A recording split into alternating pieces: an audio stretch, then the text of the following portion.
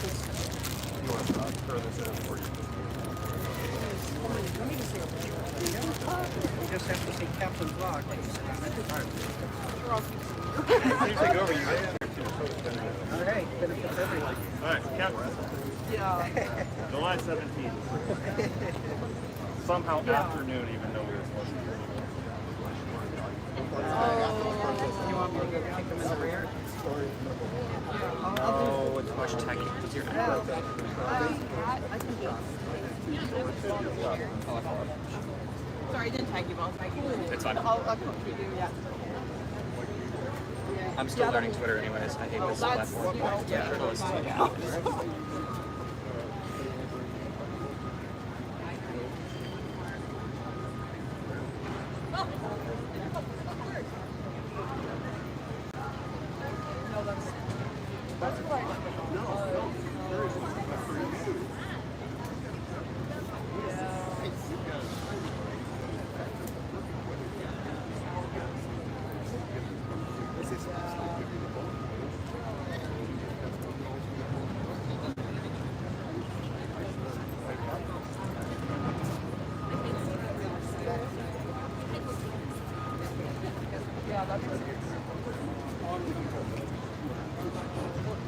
Testing. All right. Hey, everybody. We're about to get started. Thank you for coming out. Can you imagine it's not raining? That's my faithful. All right. So we're all still here, and ICE hasn't invaded Indianapolis like they have Los Angeles. Let's be happy for the small things. Yeah, it's a small thing, but we got to have something to be happy about. All right. So a couple things. If you're in the back, you're having problems hearing, we do have live streams going on Facebook, on YouTube, and TikTok. You can always follow along on that. So a couple of good things. I always start my openings the same way. I do the good and the bad. And this time we've got a special treat. So, as I said, we're all still here. In a world where we can be abducted at any point for seemingly anything, that's actually a good thing. I just want to hear me complain. I'm a sound guy. It's what I do. Now, I can't. I was doing an interview, I think Monday night, and the interviewer said, remember, we're still in America. There's still good things here. And that's a powerful statement, because for a lot of us, we all see the bad all the time. But it is still a beautiful country, right? We just need to put the leadership back to the right way. Right. So a couple of other good things. IMPD continues to be excellent for protesters in the area. Every time we interact with IMPD, they do a great job for us. I just want to publicly say thank you. Right? We ran a protest at a local church this past weekend, and IMPD did a great job brokering the peace between the protesters and the church, who didn't want us anywhere near their property, and they found a compromise. It's exactly what the police are supposed to do. I can't say thank you enough. All right, so the next good thing is the local press. Whether you're with Gannett, RTV, Wish TV, whether you're an independent, someone like Ted Coates, whether you're Kate, who I see out there, or Taj, who covered us at the picnic, the local press in Indianapolis is fantastic, and they are doing an outstanding job. And again, I can't thank them enough. So, that's the good stuff. And another good thing is Janet's back in action. Her foot is finally better. Now the bad. The bad is real. So if you've seen the footage out of Los Angeles, we now have cities in America where troops dress up like they're kitted out from Afghanistan or Mogadishu. And they run around harassing people. That's horrible. Right. Yeah, it is. Now, the new spending bill, if you've read it, allocates $170 billion over 10 years for ICE. That's exactly right. However, it's allocated roughly linearly, which means if we vote them out, get them out, do whatever, that money's never going to get spent. It gets spent on something rational. Yeah! Apologize. Feed the hungry! That's right. So what's going to happen with the big beautiful bill is most of it doesn't hit until 2027 after the next election, and that's designed to make our side look bad. We know who did it. We know who did it, and we have to make sure that when in 2 years we keep that truth being put out there. Hey, Eric. Right? This is the work of 2025 Trump, not of 2027 Democrats. That's right. That's right. All right, so I'd like to close by reading something that one of our people gave me at the 4th of July picnic. And she gave it to me after, she had it given to me after she left because I think she knew I would have made her read it on the spot. That's how good it is. There you go. I hear her laughing. So, Sassy Pants, this is for you. First they came for the trans kids, and I stood up because my child is brave and I will never let them stand alone. Then they came for the disabled, and I stood up because my aunt had Down syndrome, and my grandparents signed love with their hands. Then they came for the immigrants, the poor, the different, and I stood up because justice has no borders, and love has no language but truth. Then they came for the librarians, the teachers, the healers, and I've stood up because I've worked those front lines, and I know what it means to care. Then they came for the truth, the books, the memory, and I stood up because silence is surrender. Yes. And I will not bow, I will build. And when they came for me, I was already standing with all of you. That woman, black and white dress, give her a hand.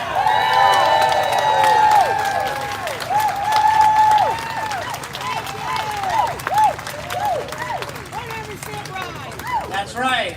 So one of the amazing things to me about all this is I come up here and I see all these incredibly talented people that I never knew existed. And I lived through a technological revolution about 20 years ago when blogging came to be. And I saw all the brilliant writers that popped up with blogs. People that were around during that period remember that. Right? The point is that every time there's a moment of change, new voices stand up. A year ago, I wouldn't have known who she was. Now I'm reading her words with joy. Yeah! All right. So our first speaker is going to be Amy. Amy, can you come up and talk about what you've covered? Let's go, Amy! Tell it as it is. You don't have that much time. Okay, little security brief here today. Just want to let people know that we are listening to you. A few of our security personnel you've seen in the past protests, they've wore their tactical vests for their protection and to be able to protect you. But a lot of people have sent messages to us and said that you don't feel safe, they look too much like ICE. So we are listening to you. We backed off on the tactical vests. They aren't needed at this time. Later down the road, if things look like they're going to get that way, for us to protect you, we may put those on because your safety is ultimately on us. We are on the road, so if you see anybody with a yellow armband or a yellow vest, make way for them to get through because we are trying to respond to a call usually, or we're just on a road to look for any issues. We've been really good so far at all of our protests. We've only had a few incidents that have been dealt with. We've had nothing major. So thank you for being good people, causing good trouble. If you see anybody, bring it to our attention. We've passed out whistles in the past. If you have one of those whistles and you need our attention, blow it. If you need our attention, yell. Yeah! Do not engage anybody, period, that's not worth going to jail. We'll deal with them. We'll get them exited. We have a good rapport with our Capitol Police, IMPD, and state police here. So as long as they're working with us, we're going to continue working with them to keep you safe. Main thing I want to say is fuck Donald Trump.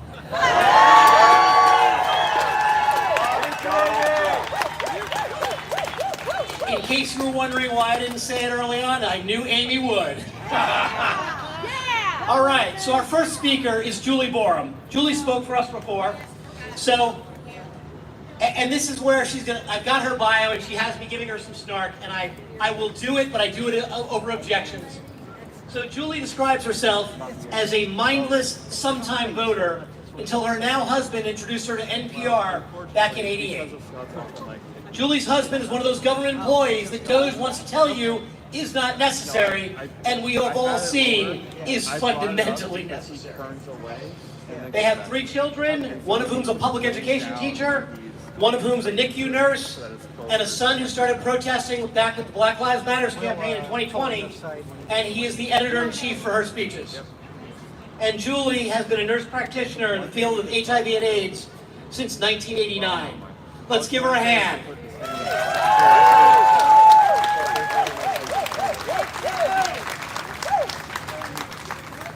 Okay.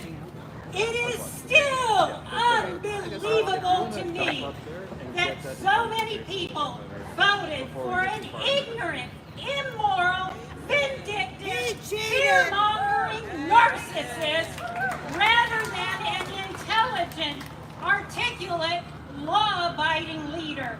And not just once, but twice. I thought our country had learned its lesson. It did. And yet, here we are. And yet, here we are! Something to say.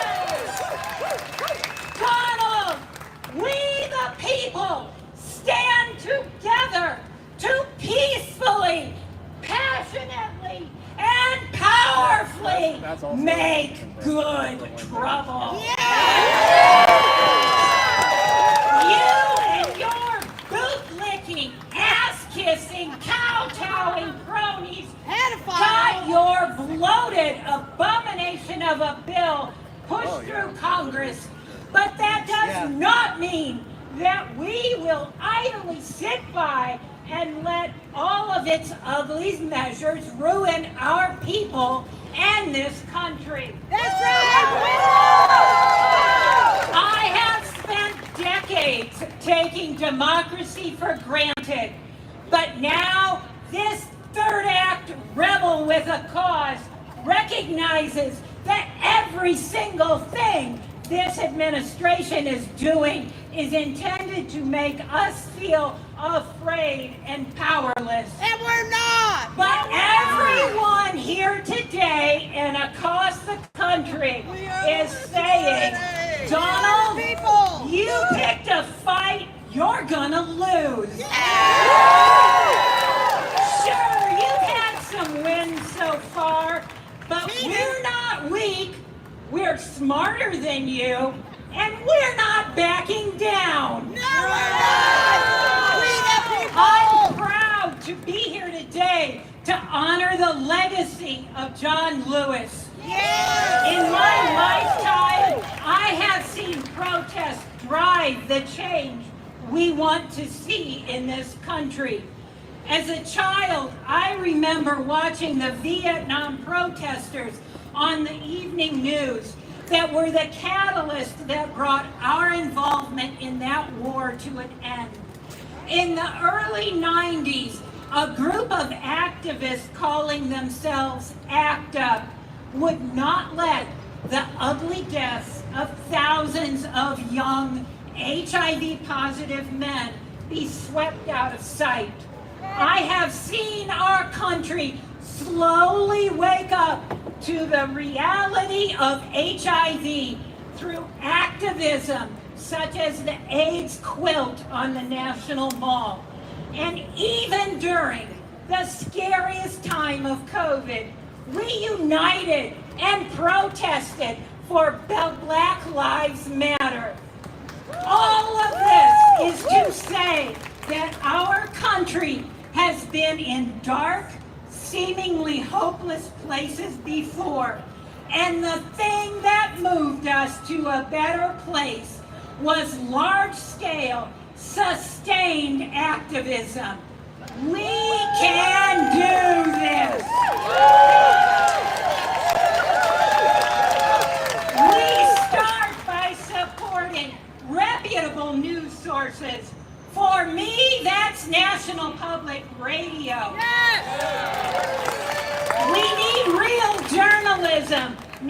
puppets that simply tolerate lies. A free press is the indispensable fourth branch of a working democracy, and we need it now more than ever. We keep speaking up and showing up. We create community. We show the power of love, not hate. The divisive right-wing propaganda machine is powerful, but we must counter it through community and conversation. I once heard a wise woman say to someone who was purposefully attempting to rile her up, "So help me God, I will find something to like about you."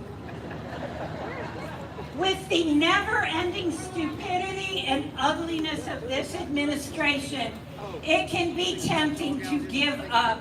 But I try to hold on to a very important lesson I learned as a child from, of all places, but A Little House on the Prairie book by Laura Ingalls Wilder.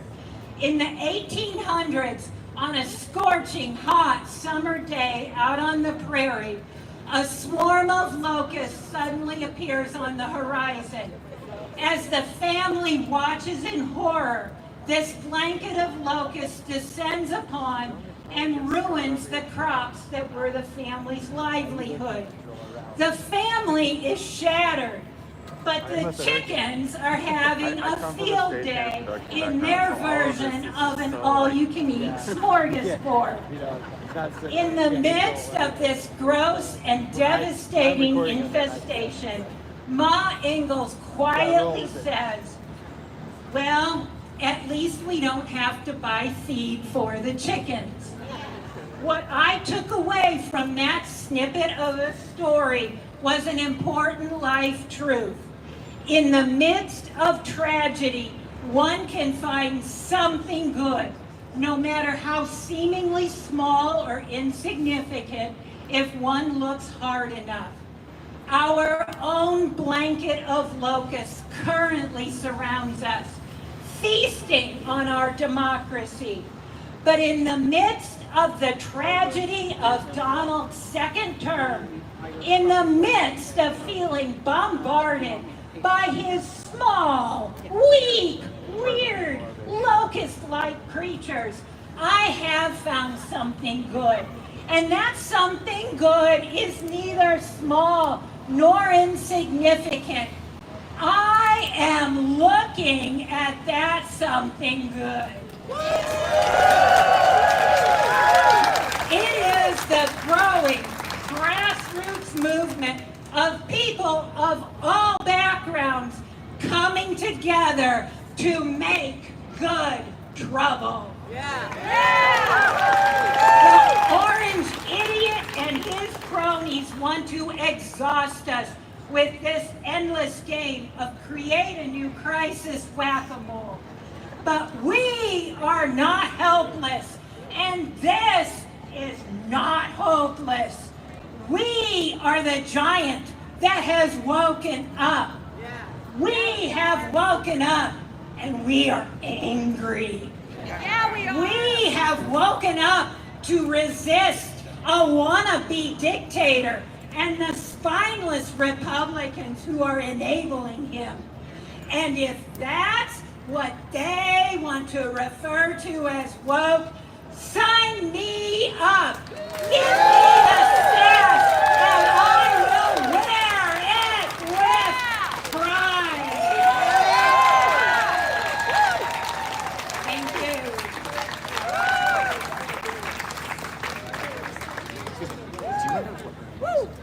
No, I don't. I'll ask Scott after he's done. Okay, thanks. I got.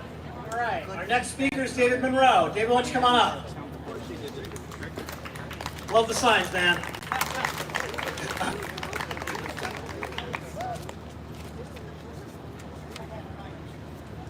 Okay.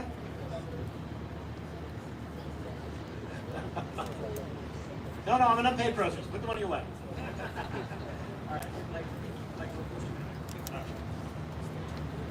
All right, my name's Dave Monroe, and I really don't want to be here, but I am because I'm called to, because it's where we should all be fighting the tyranny in our White House. The traitorship in this building right here behind us is beyond reproach. So, I'm not a good speaker, but I'll try. At 62 years old, I'm nearing retirement, and I'm thinking, how is this going to work when they're getting ready to take away everything you need in Medicare and Medicaid to get by? And if you don't know better, at 65, I don't care what insurance you have in your back pocket, Medicaid becomes your primary care. Get that through your head. Do you know what our They website cut is? it, they cut you. It's as simple as that. There's an events page there, and I don't know if you have to be logged in or not. Okay, I'm gonna throw this out Should the know window that. because I can't But even you might read be it. able to view it all there too. Okay. Do what you can to make good trouble everywhere you go. Pay attention to your representatives. Call them every day. Call them every night. Go to their offices. March in the streets. Whatever you can do, that's where you need to be. I split my time between here and Indianapolis, and I have a protest buddy. We go to D.C. every other protest, major ones that is. There are some wonderful people there you can meet. If you don't know the name Cliff Cash, look him up. He's awesome and he's in the fight till the end. Don't let that name get past you. Cliff Cash. 5051 is a great movement. I've been part of them since they first came about. Yeah. I'm not an organizer. I'm just here. I pass out information. If you see flyers on posts and stuff, it could be me and my helper got here doing this stuff. If you see handouts we're handing out, giving you dates, times, and information, that might be us. We're doing everything we can. If you get one of our papers, make a copy, give it to a friend. Grow this movement. If we don't grow it, it will get smaller. And that is untenable. We have to grow into a force they have to pay attention to.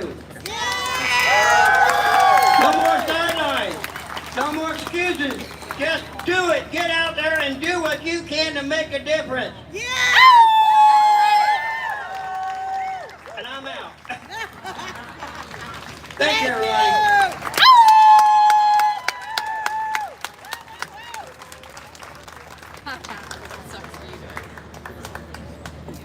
Okay, so let's look at some of those signs out there.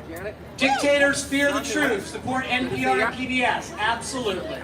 Oh, yeah, they're down the Good trouble lives on. John Lewis. Wonderful. Epstein files. Rapist Trump knows. Yes. If you're going to deport criminals, start in the White House. Impeach. In prison. Yes.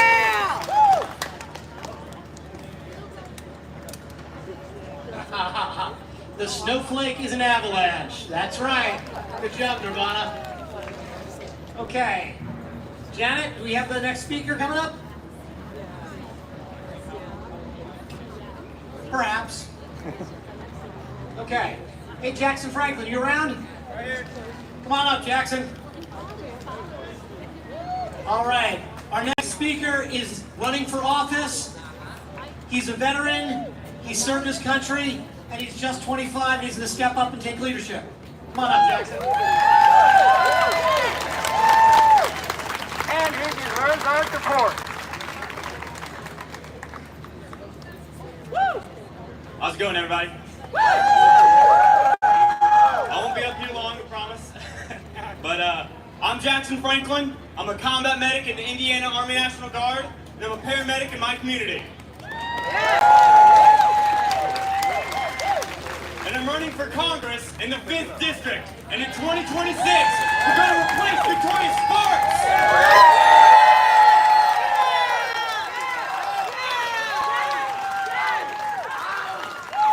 This grassroots campaign is the direct continuation of the political revolution set up by Bernie Sanders! We are committed to fighting money in politics, fighting the oligarchy, fighting for Medicare for all to guarantee health care to all across this nation as a human right, not as a privilege. We unapologetically stand up for women's rights, immigrant rights, trans rights, gay rights,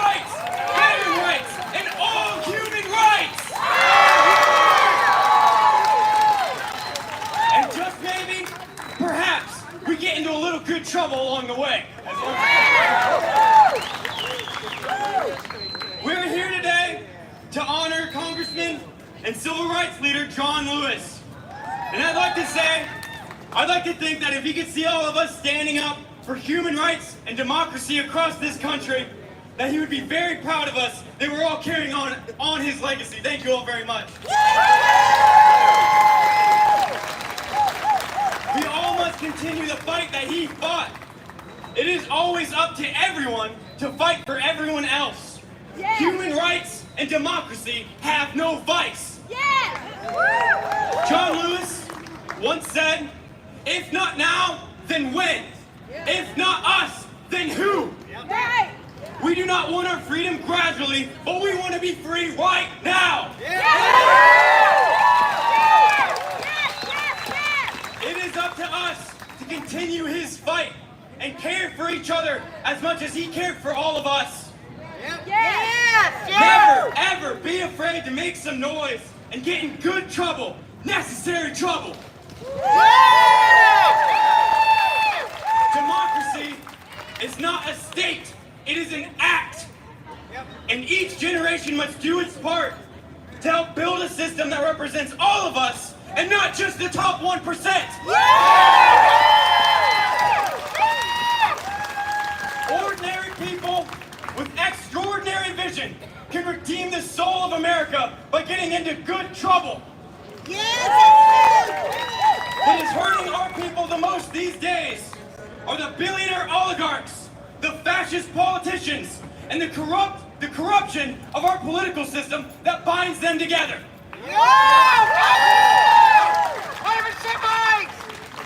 It is up to us to say no more.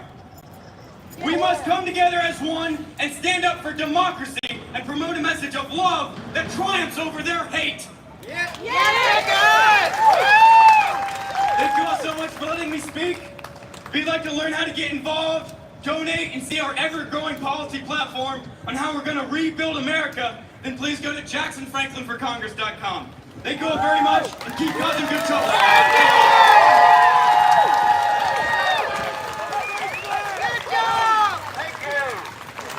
A politician who kept it short.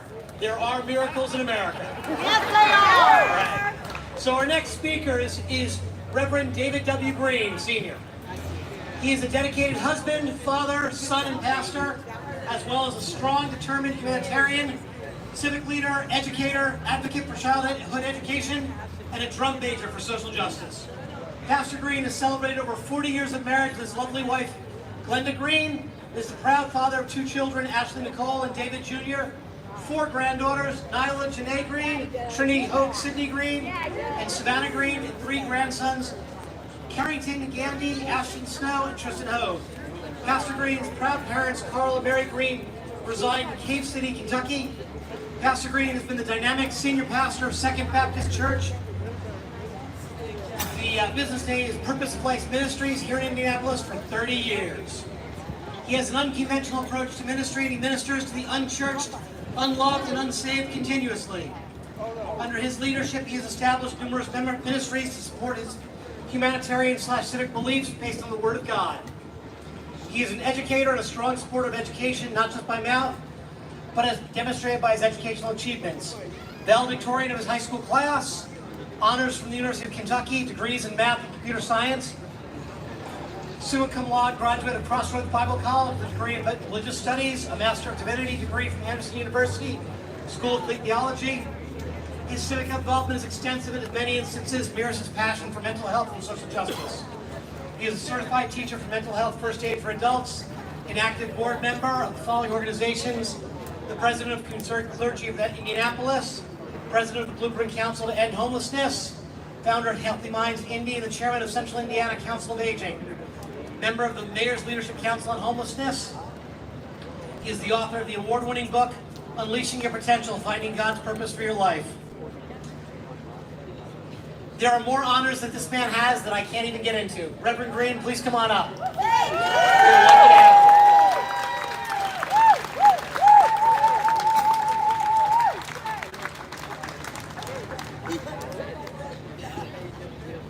you. Good afternoon, everyone. We gather today not in mourning, but in movement. We gather not just to remember Congressman John Lewis, but to respond to his call. Yes. 5 years ago today, that faithful servant crossed over to the other side. Yes, he did. But I came today to remind us that good trouble did not die with him. Right. Because good trouble is still breathing in the streets of Indianapolis. Good trouble is still coming to the State House. Good trouble is still alive in every one of us who refuses to bow, to bend, or to break in the face of injustice.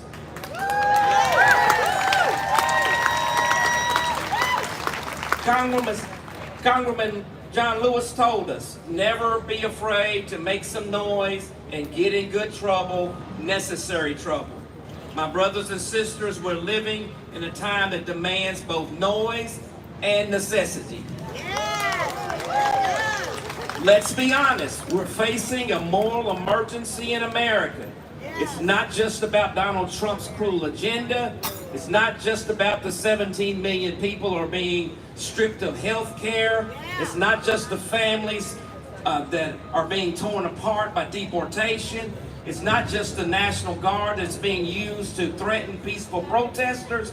This is not politics, it's persecution.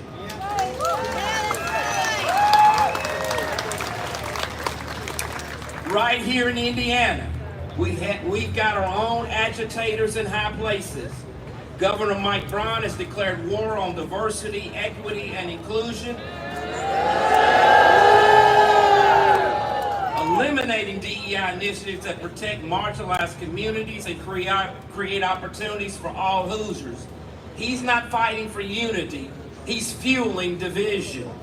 He's not lifting Indiana, he's dragging us backward. But we came to say we won't go back.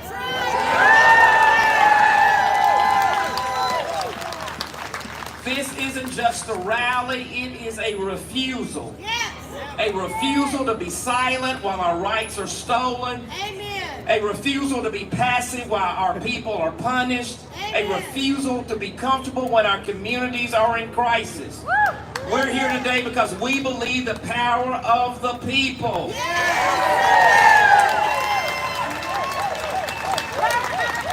Power to the people. And if they think that voter suppression, censorship, and cruelty will crush our spirits, they forgot who we are. We are the children of Harriet Tubman and Frederick Douglass. We are the dream of Martin Luther King Jr. and Malcolm X. We are the voice of John Lewis and Diane Nash. We are the fire that Pharaoh couldn't drown, the movement Rome couldn't kill, and the hope that the tomb couldn't hold. We are still going to stand. I want to encourage all of us, because I do believe that the gospel speaks truth to power. The Apostle Paul said, "Let us not be weary in well-doing, for in due season we shall reap if we faint not." And that's what good trouble looks like. Staying faithful, staying loud, staying righteous, even when it gets hard.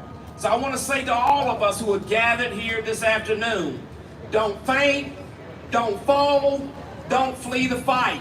We must register, we must vote, we must organize, we must mobilize. We must speak up in our pulpits, in the classrooms, at the kitchen tables, and at the voting booths. Because good trouble never dies. It gets louder, it gets bolder, it passes on to the next generation.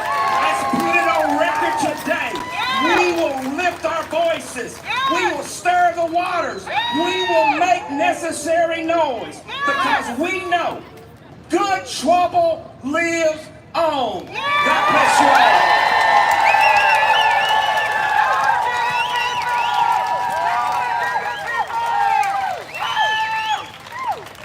That was a speech. That was good. Okay, how's everybody feel today?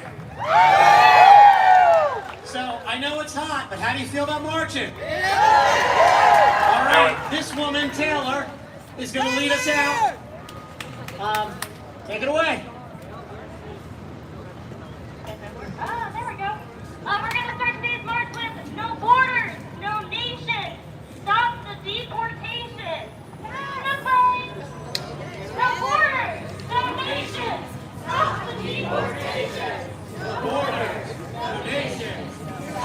deportation! No borders, no nations! Stop the deportation! No borders, no nations! Stop the deportation! No borders, no nations! Stop the deportation! No borders, no nations! Stop the deportation! No borders, no nations! Stop the deportation! No borders, no nations! Stop the deportation!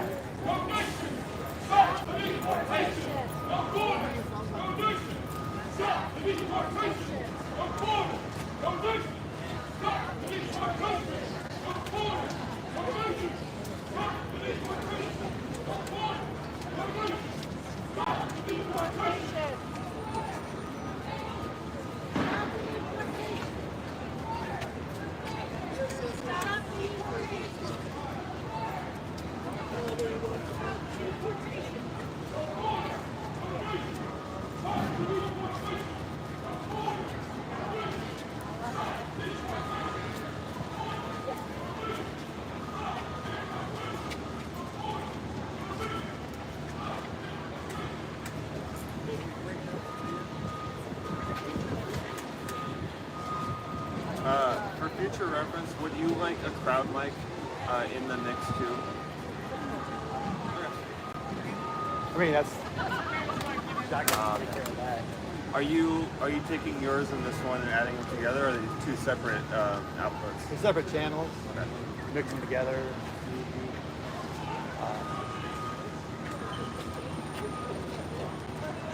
But it should be good, clean.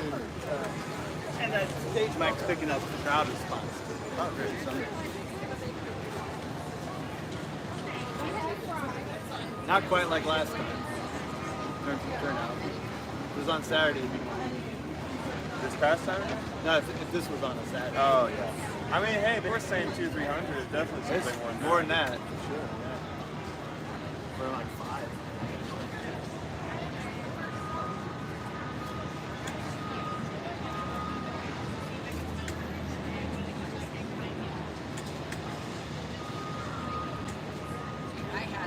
Jack? Jackie? Or John? John. I'm awful. If there's anything a media press mulch box or different mics picking up different things.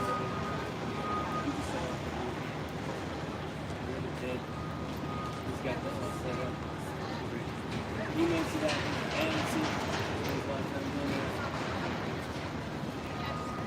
but thank you. Appreciate that. You guys ever need help like setting stuff up and that kind of thing? Or you guys pretty good at that? It's getting better. Now that this is all in one case, it'll be a lot easier to roll it. Go for it. No, that's fine. Yeah, get in the shade. You can come back more and really get in the shade.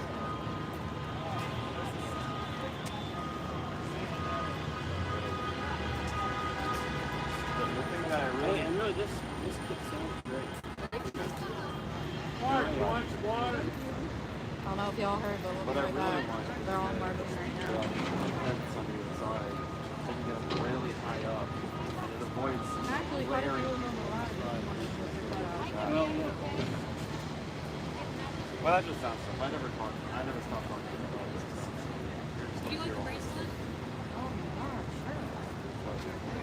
And you would never have a big enough operation that you can actually use the delay speakers on it. That's the goal. That's the goal is to get to that point. But in order to do that, you need a speakers that are pretty exact. And there are a couple ways to do that. You put them on a battery. I'm from. But then you send This is a battery for what? this is just so we don't have to run.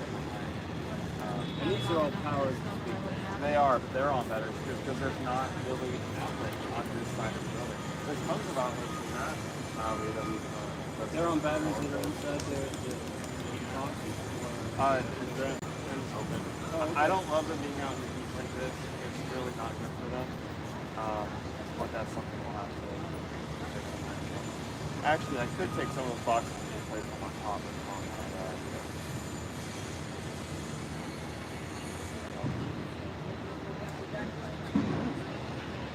and now we have a full 8 inputs coming in, or just the ability to have 8, so we can have a full band. Well, not a full band. Yeah, it's not a full band.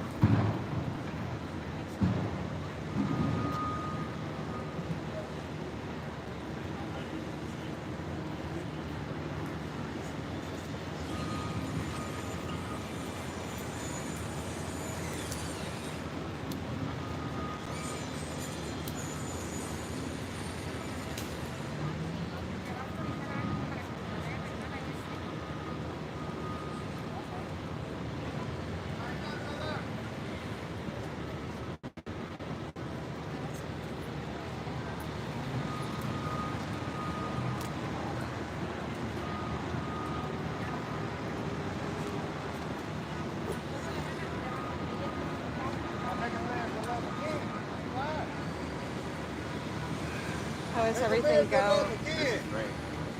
Except for the fact that it took more time to set up than this new system. So basically, this is a snake with, I believe it's 12 inputs and 4 returns. 4 of the inputs we're not using because we're really heavy. And it's just a dumb box, goes straight to the devices. And so that's how we're, A and B, we're returning to the left and the right. And then we have, and then we have 2 more returns in case we want to do like a monitor for the speaker, which is something we definitely want to do eventually. But right, a speaker monitor, so they can hear better what they're saying. Now let's go. Are the mics going to the stand, or are they on here too? The what For the cameras. Both of these guys are taking a feed. Are you taking from this one, right? And then from the other one. So I have 2 total outputs for media that I can do. If we were to eventually get it's called a multi box. Basically one input and then it spits out to whatever many outputs you want. That's pretty typical for media. That then we have 20 cameras if we wanted, and they can all grab this and feed it. No borders, no nation. Stop the deportation. No borders, no nation. Stop the deportation. Yeah, this is what I do. So as soon as we solve one problem, I'm like, great. Now we're going to move on to all the other problems. Stop the deportation. No borders, no nation. Where's your Stop the deportation. No borders. All the way up. No nation. The stairs? Stop On the the right. deportation. Yeah. No borders. No nation. Stop the deportation. No borders. No nation. Stop the deportation. No borders. No nation. Stop the deportation. No borders. No nation. Stop the deportation. No borders. No nation. Stop the deportation. No borders. no nation. Stop the deportation. No borders, no nation. Stop. Hey, switch over to the mic. Yeah, use the mic. Yeah. No borders, no nation! Stop the deportation! No borders, no nation! Stop the deportation! No borders, no nation! Stop the deportation! No borders! No borders, no nation! Stop the deportation! No borders, no nation! Stop the deportation! No borders, no nation! Stop the deportation! No borders, no nation! Stop the deportation! No borders, no nation! Stop the deportation!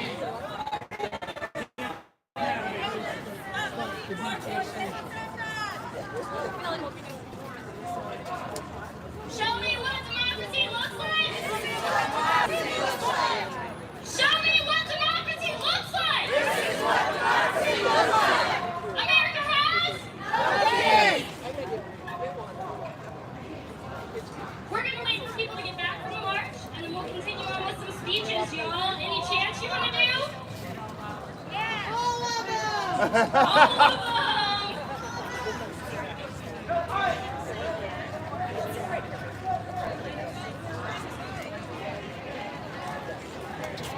No ICE!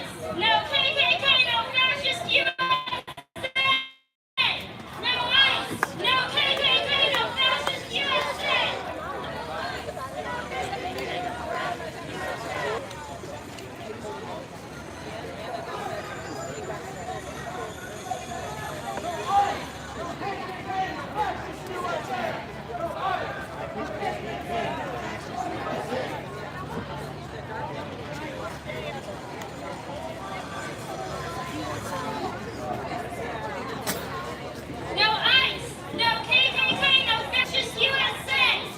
ICE! No KKK! No fascist USA!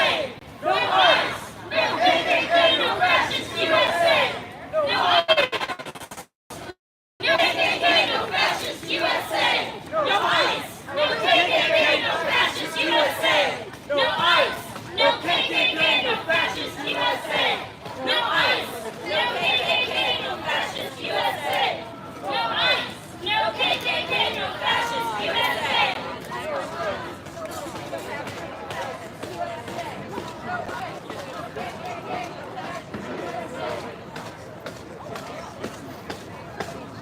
All right, how'd that feel?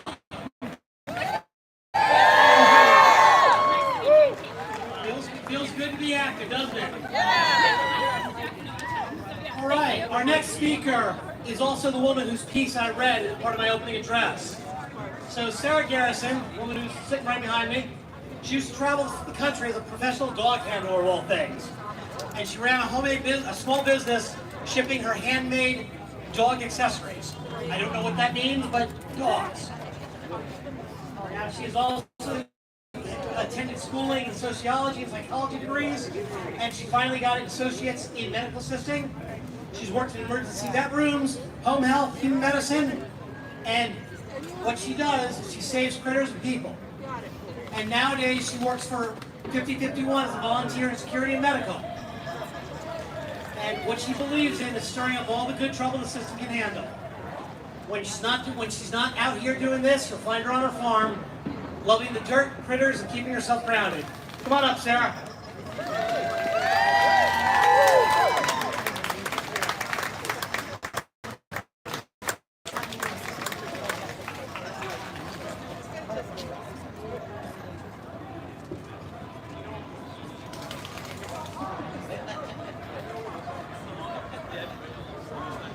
Good afternoon, Indianapolis. I go by Sassy Pants, but I'm also Sarah Garrison, and I'm not here to be quiet. I'm here to stir the waters. I'm here to speak the truth.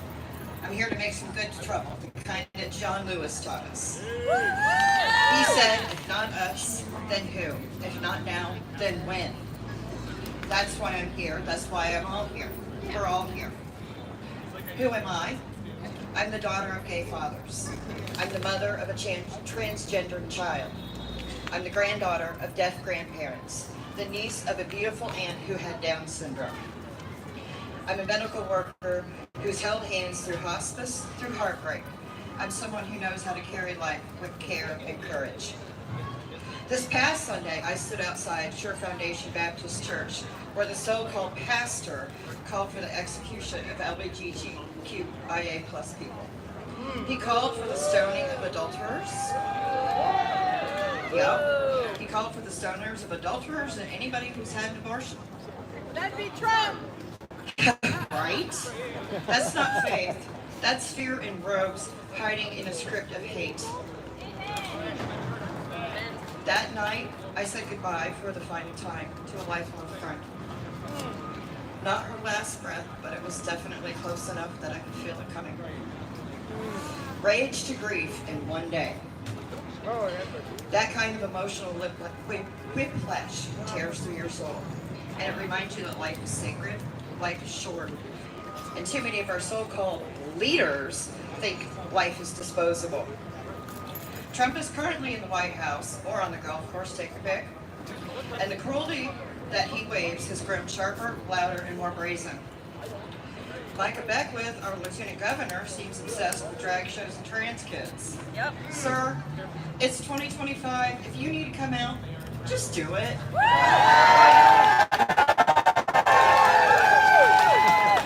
We'll meet you with love. But weaponizing religion to punch it down, that's not holy. That's masking it for cowardice. Governor Braun, you sit in silence. From your taxpayer-founded fortress in Jasper, while hate festers in our streets and floods through our neighborhoods. And while the big beautiful bill has passed on paper, right? Boo! The real work is just beginning for the rest of us, because paper doesn't protect people, we do. So let's talk about what good trouble really looks like. It's hugging a stranger outside a hate-filled church. It's rainbow sidewalk chalk that says, "You belong." It's handing a banned book to queer kids who need to see for themselves. It's protest signs taped out inside your car window. It's having a banned book club inside your living room. It's testifying in a school board even when your voice shakes. It's calling out bigotry at the family dinner table or to a close friend. It's helping someone to register the vote who were told they couldn't. It's painting kindness rocks and hiding them in public spaces. It's carrying pads or tampons to hand out at shelters. It's telling your child there's nothing wrong with you. But there is everything wrong with the people who are trying to erase you. And sometimes good trouble is just showing up, even when your grief is still fresh. Even when you're exhausted, when you feel like you're one candle in the storm. But you know what? You're not alone. We're all standing with you. And to the trans kids of Indiana, you are not a problem to be fixed. You are not a phase to be outgrown. You are a miracle. You are stubborn, beautiful, and brave. And to anyone who's been told that they're too much, that they're too black, too brown, too queer, too disabled, too loud, too soft, too anything, you are exactly what this moment demands. As John Lewis said, you are the light. Never let anyone, any person, any force dampen, dim, or diminish your light. So let them hear us. Let them hear us from this street to the State House to DC. That light that still burns, we still rise. And good trouble lives on. If you're grieving, I see you. If you're angry, you have every right to be. If you're tired, rest. Then come with us. Because good trouble lives on. It lives on in our voices. It lives on in our books. It lives on in our marches and our restless, radical love. Now go make some good trouble, everybody.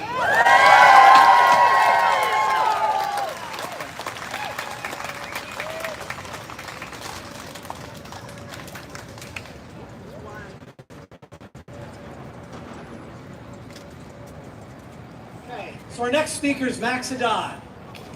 Max, just you take it away because you're going to knock us all out. I know you are. Come on, brother. Come on, brother. Hey, make some noise for Scott for putting this together, yeah? And Indianapolis, how are you? That is good. I increased the font size on my speech just to make it easier to read, and now my whole speech looks like Trump's Truth Social posts. Just like 3 of the words will be capitalized, and then at the bottom it says, "Thank you for paying attention to this matter." All right, so yeah, oh, thank you. That would be so much better. I would love that. I would love that for me. All right, so I'm not bragging about this. I got the TikTok live stream banned a couple times. So all I'm saying is, like, if your kids are here, earmuffs, I guess. If you're like keeping them fascist until they turn 15 or whatever. I don't know why you would be doing that, but. So before we start, this really isn't even why I'm here today, and thank you, Sarah, for holding it. This is a picture of my family. This is my grandfather, my dad, some of my aunts, my uncle, in Gaza, 70 plus years ago, celebrating what? Some strange desert holiday? No, that's Christmas. Christmas in Gaza. So don't listen to anything they tell you about that place, and if you don't mind saying it with me, free, free! Palestine! Palestine! Free, free! Palestine! Free, free! Palestine! Free, free! Palestine! Free, free! Palestine! Thank you. My dad's not here, but he said something about spanking. As much as I want to, it's really not what I'm here. I mean, you know what I'd love to talk about too? I'd love to talk about all the right-wing talking heads that had to backpedal this week and really reassess how they feel about pedophilia. I'd love to do that. I'd love to. Hey, Joe Rogan, how do you really feel about child sex trafficking? How do you really feel? Not that strongly, huh? Isn't that weird? Isn't that so strange? Can't talk about that either. I would love to. Why won't Trump release the Epstein files? Because he's on there! Hey, there you go, because he's on it. You want to know another reason? Yeah, because he likes kids. You want to know another reason? Yes. Because Alan Dershowitz, the same lawyer that defended O.J. Simpson, is about to defend Israel on the world stage for its war crimes. Also defended Epstein. And Israel has its hand clasped around Trump's insane turkey neck. Clearly, the state that puppeteers our country for whatever reason and makes sure it's not a morsel of food gets to a hungry child's mouth is another reason that we don't get to hear who of the elites are responsible for that horrible, horrible crime. Dude, there was a guy crying on Glenn Beck's side. I called in and he was sobbing. Sobbing. Why won't Trump release the list? I don't know, man. Maybe because he's a rapist. Do you think that could have anything to do with it? He's on the list. And this is right after those horrendous floods in Texas, where for a week they were yapping about Biden controlling the weather. Dude, if Biden controlled the weather, it would be snowing right now. What are you even talking about? Dude, to be conservative, what a relaxing mindset to be in. To be intellectually unprepared for even the most basic of facts, that weather exists. And so does science. My God, dude. Right-wing ideas it's why you and I are spread so thin. We get accused of that. The left is all over the place. We care about so much because they care about so little. Should we talk about the genocide in Gaza? Yeah, yes. We should. Should we talk about trans people being attacked just for existing? Yes. We should. Should we talk about how Netanyahu 20 years ago said there were weapons of mass destruction in Iraq? Remember? There weren't. And now he's saying it about Iran. Should we talk about the distressing amount of Trump loyalists that look literally like ventriloquist dummies? Should we do that? We should do that, but there's just no... I'd love to. There's no time. Should we talk about safe rooms in schools? They're making Instagram clips, teachers bragging about it. Your kid's definitely going to come home. Should we talk about gun control? Absolutely. Should we talk about the earth, the only one we've got? Yes. The one that CEOs and CFOs are willing to burn to the ground for profit. because they can travel privately to luxurious tourist locations in the global south. The global south that we provide a dice roll. Would you like to be a tourist attraction or would you like to be slaves?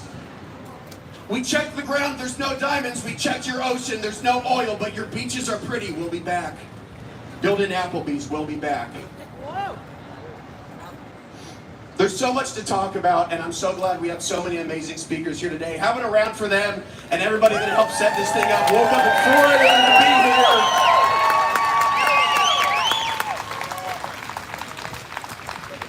For the very sake of what makes America worth living in, we have to focus on the most pressing matter at hand, which is that MAGA's senile and bigoted president is wistfully wishing for another civil war, and he wants to use our army to do it. Are you going to let him? No! I didn't think so. Notice I said MAGA's president. He's not mine. Is he yours? No!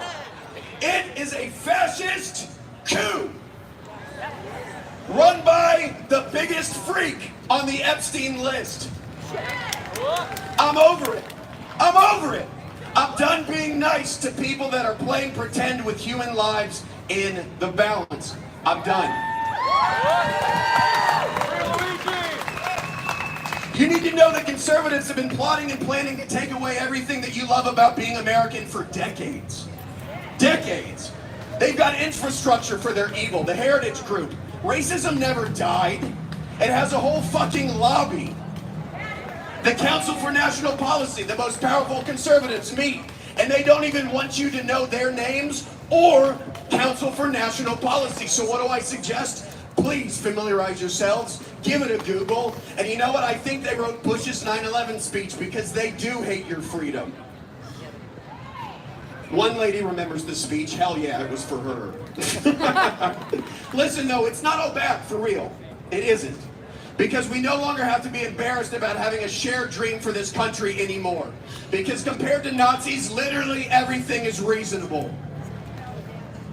Instead of living in silence, we get to be comfortable. That's right, getting comfortable. Saying things like, if you're not working for me, I'm not voting for you. Get real comfortable saying things like, I don't want cheap health care. I want free health care. Like the rest of the planet. And of course, you need to get comfortable causing all kinds of good trouble here, online, there, and everywhere. To the best of your ability, to the extent that you're able, to the amount that you're comfortable, but you know what? Like I said, we're getting cozy, but we're going to have to get uncomfortable too. Are you ready to get uncomfortable? Listen, I don't mean to sound like I know everything or whatever, but either we choose the discomfort of the moment or they choose the discomfort of the moment. It's up to us, and what these vile men and women want more than anything is to be taken seriously. Meanwhile, they turn our country into a joke. They are the jokes. But listen, just because something is painful doesn't mean you can't get acquainted with it, get familiar with it. I've found that one of the best ways to get acquainted with something, learn about it without letting it change me, is to try and laugh at it. And let me tell you, these motherfuckers hate to be a punchline. They hate it. Listen, my therapist would say it's not an adequate way to cope with the situation. He would say that, so I do want to say, I don't mean sit at your house like, ha ha ha, I'm fine. You're not, don't do that. What I'm saying is when we get together like this, acquainted with the same pain, unified by the same goals, and we talk and we laugh at them and we laugh at how stupid it is to want to be like Hitler. You guys know Hitler, right? The guy that died pissing his pants, shooting himself in the head in a bunker, that guy. They want to be him. When we meet like this and we laugh and we talk about how stupid they are, but then we talk about what we're going to do about it. That's what matters. When we laugh like that, when we come together like this, we're rebuilding the mortal backbone of America that fell apart, it calcified, became decrepit, and allowed this whole fucking thing to happen. Profit is the bottom line. Humanity stopped mattering. You've all felt it. Now they're just being open about it. When we laugh right now, when we show up at their back porch and we point and laugh, we're making history. We're making it. Right now, we're living through it. We don't get to decide that. But together, we can also create history. Listen, like I said, I'm done. But they hate to be a fucking punchline, okay?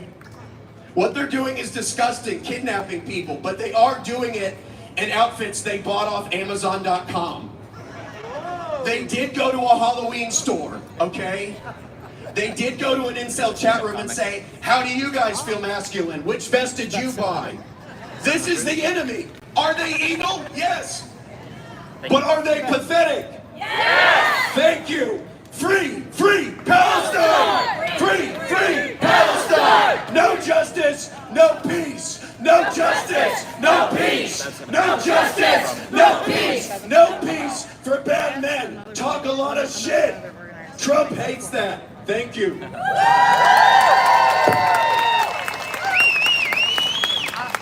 let's put that in the chat. Let's see what they say.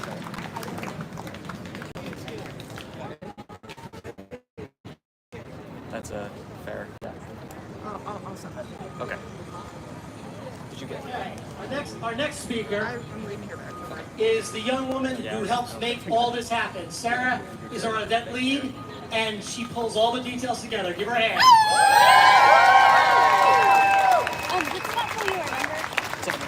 Yeah. Thank you very much, Scott. I am short, so let's move this. Alrighty, how are you guys doing?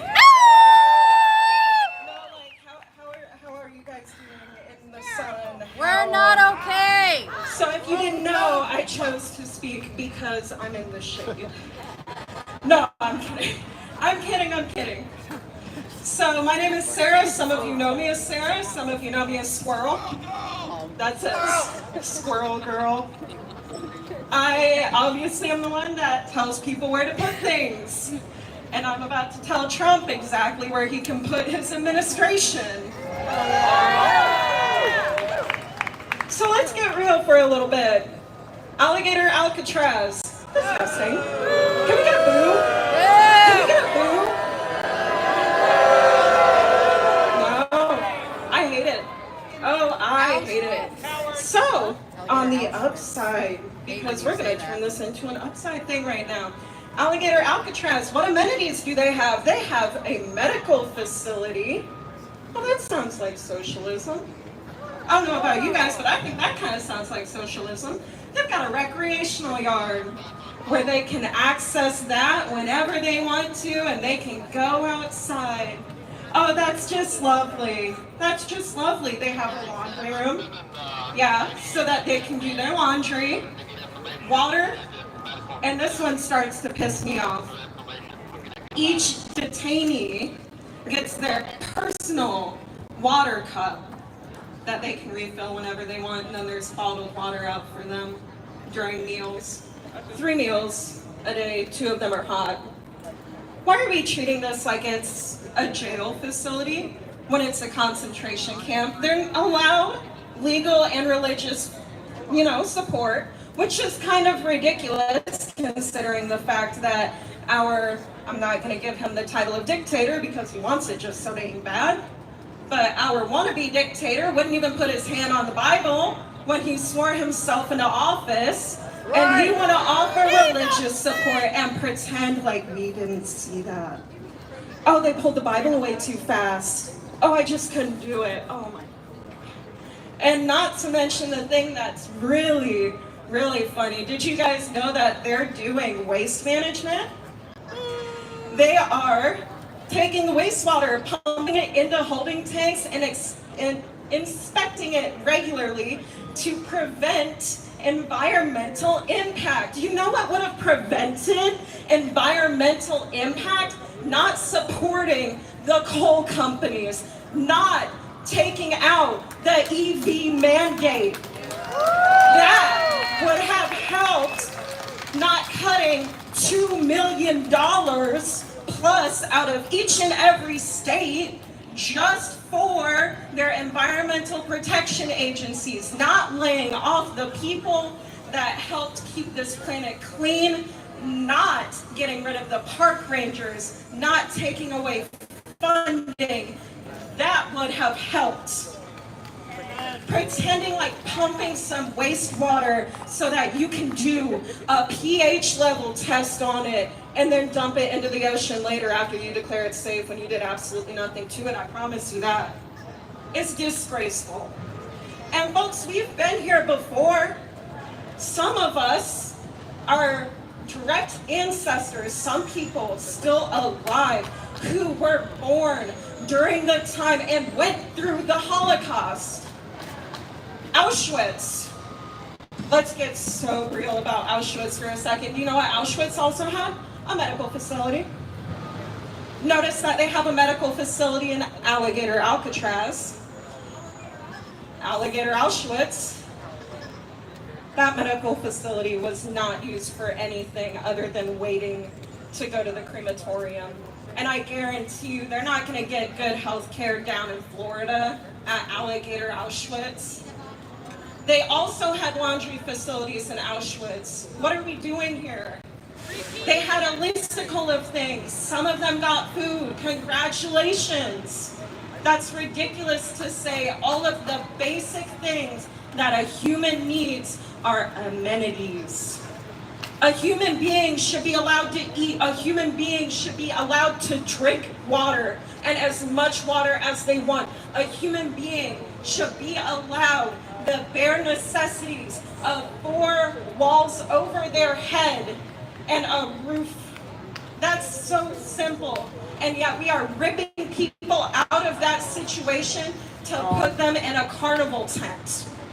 And we're gonna call it Alligator Alcatraz. We already have an Alcatraz and it got shut down for a good damn reason. It got shut down for a very good reason. Also, I would like to submit that June 14th is cursed because not only was the first delivery of Polish people to Auschwitz, 728 of them arrived on June 14th in 1940. 6 years later, on June 14th in 1946, Trump was born. I don't care about no Friday 13th anymore. No, I'm looking out for June 14th. Let's keep our butts in time. And I also wanted to make mention of the fact that he's wanting to get rid of the 14th Amendment. Are we being serious? Some of you guys may not know what it is, so I'm going to quickly list that off really quick. The 14th Amendment states, all persons born or naturalized in the United States and subject to the jurisdiction thereof are citizens of the United States and the state wherein they reside. No state shall make or enforce any law which shall abridge the privileges or immunities of citizens of the United States, nor shall any state deprive any person of life, liberty, or property without due process of law, nor deny any person within its jurisdiction the equal protection of said laws. If you guys didn't know, he wants to get rid of that. That is insane. America is built on immigrants. And here's the thing that's really messed up. This is not, and I mean this in the best way possible, going to immediately affect white people. If you are white or white passing, let me preach to you for a second. In 1905, there was a man named Fred who was born from his parents who were Frederick and Elizabeth, who came from Karlstadt, Germany. Do you guys know anything about that? No? You should. That's Trump's father. You should. So Trump's father is a firstborn immigrant here. Let's not pretend like Trump is going to deport someone that looks like him. That would be bad publicity. You can't have a white person inside with all of the Mexicans, the Guatemalans, the black people. You can't have a white person in there. That's bad publicity. Oh, CNN would eat him up. Are you kidding me? This is not something that is going to directly affect you. This is going to be a, they're not coming for me because I look white.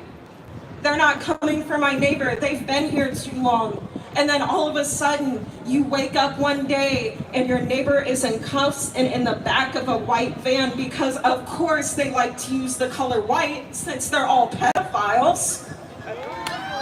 Release the Epstein list. You are on every list. Are you serious? You are on every single one of them. I know you are on those phone call logs. I know for a fact that you are. And let's not pretend like you're not creating distractions to prevent us from noticing the things that matter. You do not get an authoritarian regime like this because people are quiet. That is not what is happening here. We have to overthrow this. To leave off, since he wants to take away the 14th Amendment, did you know that 6.6 million people in the United States of America are either Indigenous American or Native Alaskan? That equals to 2%. So everyone else can get the fuck out of here, according to him. And I don't mean just the black people. I don't mean just our Mexican friends. That includes our Canadian neighbors. And I'm not going to stand for that. I don't know about you guys, but the 14th Amendment stands in place. We have to vote to get this man out of office before he decides a different fate for us than the one that we are choosing to make. We are all here because we are causing the good trouble that needs to happen to overthrow this fascist regime.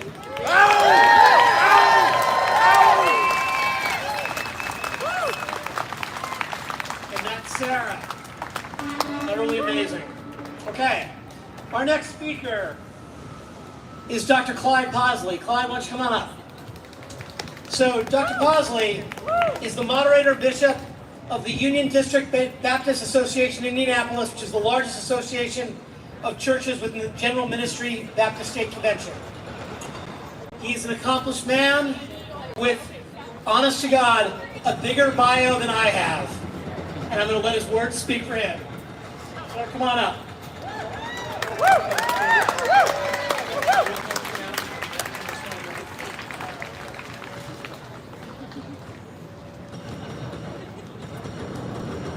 Good afternoon, everyone. Just by hearing your voice, how many of you actually came out here willing to get in some good trouble for your fellow man?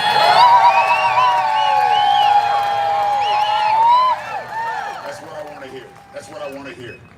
Listen, in 1959, Dr. Martin Luther King took what was considered his first major trip to India. He wanted to spend 7 days with Gandhi. When he got there, he hit it off so well with the prime minister who greeted him there in 1959. He decided to extend Martin Luther King's stay to 30 days. In those 30 days, Dr. Martin Luther King was taken specifically to a high school to address some of the high school students about this classism that gave the principles of nonviolence such power in India during the time of Gandhi. When the principal at the high school that Martin Luther King went to visit introduced Dr. King, he told his students, and I quote, "Today we have with us Reverend Dr. Martin Luther King from America, and he is an untouchable, just like us." Dr. Martin Luther King said for the first time touring the world, on a personal note, he was peeved. He was insulted that the principal at this school would call him, who he considered to be himself, a dignitary and social justice sojourner for truth, an untouchable. An untouchable in India is considered an individual who, because of classism in India, is considered downtrodden, pathetic, trifling, and never capable of rising to the upper class. A peasant. For Dr. King to have been introduced as an untouchable insulted him. For 3 days, he went to other schools and he admitted, according to the writings of Isabella Wilkerson in her book, The Origins of Our Discontent, he was insulted for 3 days until he said God spoke to him. and told him, you are an untouchable. And your class, your education, your academics, your work, none of that changes that you are an untouchable in America because you are black. And as far as America was concerned, by and large at that time, because of your skin color, you are an untouchable. The notion of an untouchable in America has changed. If it were ever true that all black people were considered untouchables, that's no longer true. Because of Donald Trump, and because of his greed, and because of his hatred for anyone who is not rich elite, the untouchable, theoretically, is not just black people. It's not just Latino Americans. It's not just Asians. Group of people I'm speaking to today, group willing to get into good trouble, I have an announcement to make to you. The untouchable in America also, for the first time maybe ever, includes white Americans. The cuts to Medicaid do not affect black America like it affects white America in rural counties. This taking people off of welfare because of per capita percentages of our population will not affect black people like it will affect whites. Donald Trump's notions of racism are far beyond his hatred of black people. The truth is, Donald Trump hates anybody that is not exactly like Donald Trump.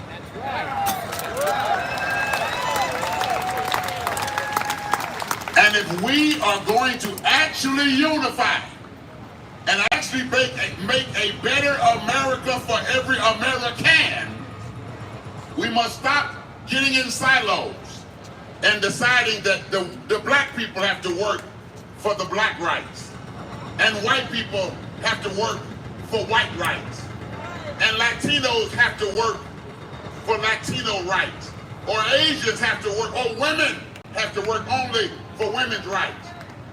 The assault on the American citizen is not diverse. It is against everybody that is not financially elite.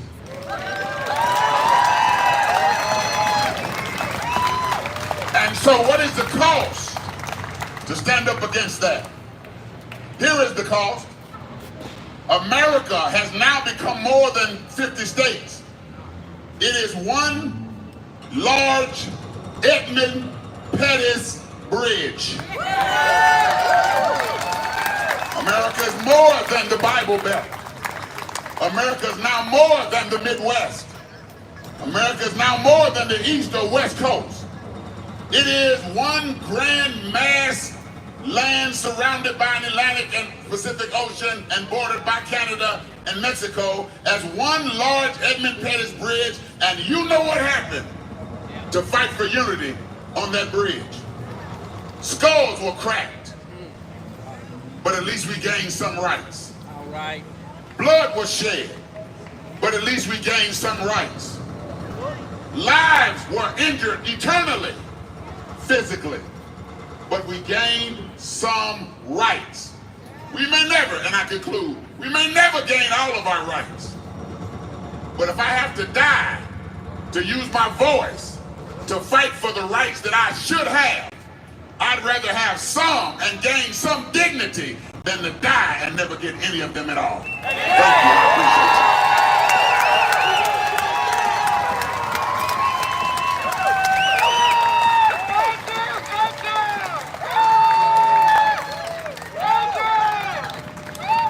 Fantastic. Okay, so just one comment. If you think about the Civil Rights Revolution, you could argue it either took 250 years or 200 years, or it took 14 from start to finish. But what I've never heard is anyone say that it wasn't worth it. So however long this takes to get Trump and his cronies out is however long it takes, because it will be worth it. All right. Our next speaker is Janet Wall-Myers. Janet is a former social worker. She's been a part of 5051 as long as I have. We came in on the same day. And she's my friend. Come on up, Janet. Hello, Indiana! Thank you for letting me speak to you today. So, over 100 years ago, women, much like me, took a stage. Women like Susan B. Anthony, Alice Paul, demanding the right to vote. How then, over 100 years later, are we still fighting about the right to vote? We were missing a critical ingredient needed to keep rights: unity. Often we talk about when women gained the right to vote, but that's actually a lie. Women didn't get the right to vote. White women got the right to vote. The issue of letting women of color vote was just too divisive. Black women were left behind as white women got the right to vote. And after white women were given the right to vote, they turned their backs on their black sisters. And it took more than 50 years for black men and women to gain the right to vote. Black men, too, had been left behind.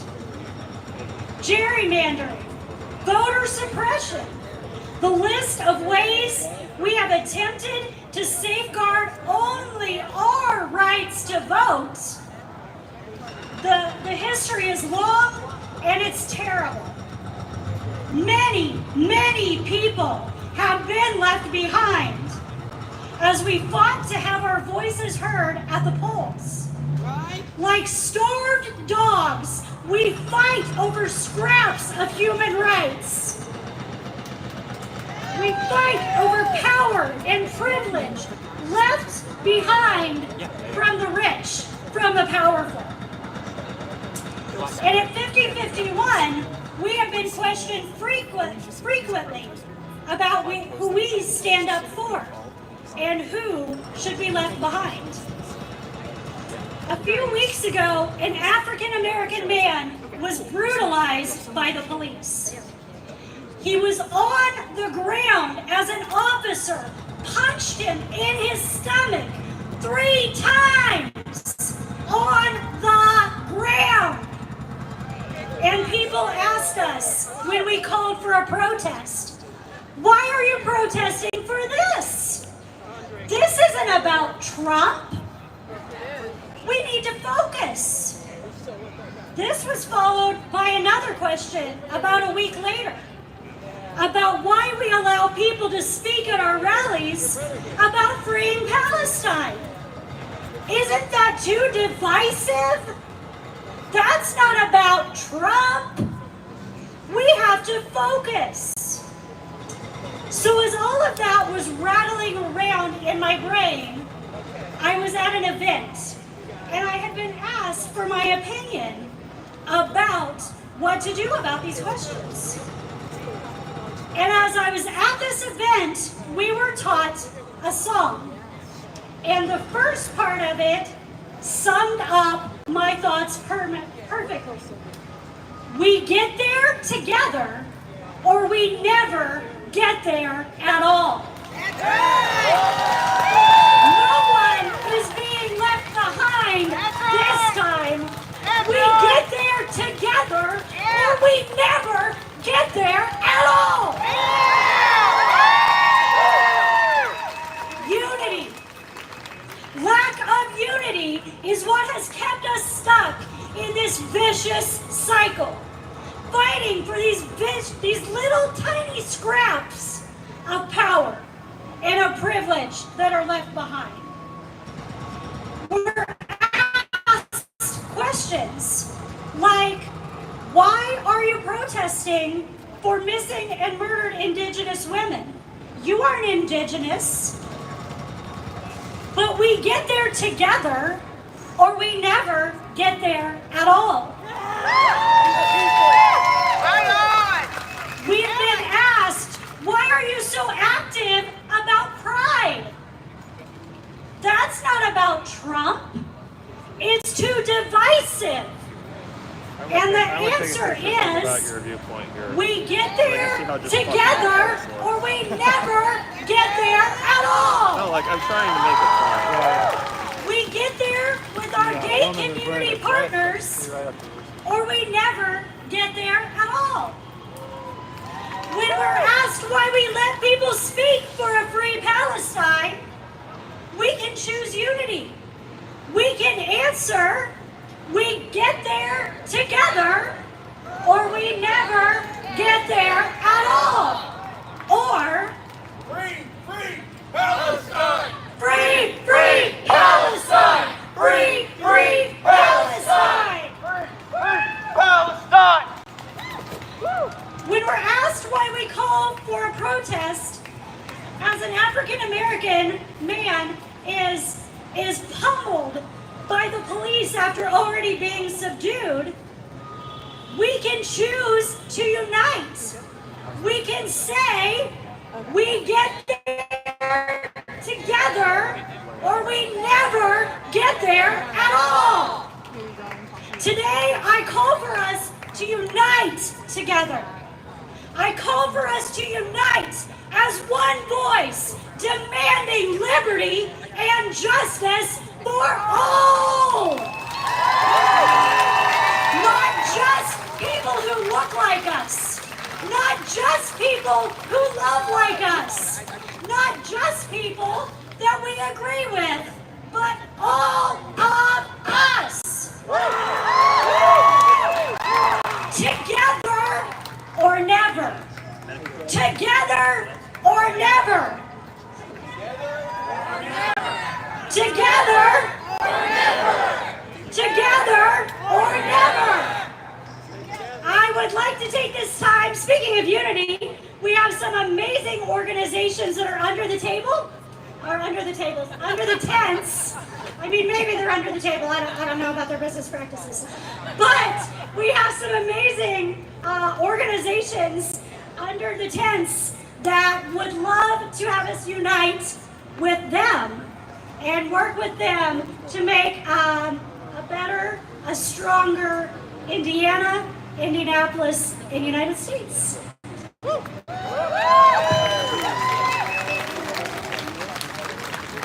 Thank you, Janet.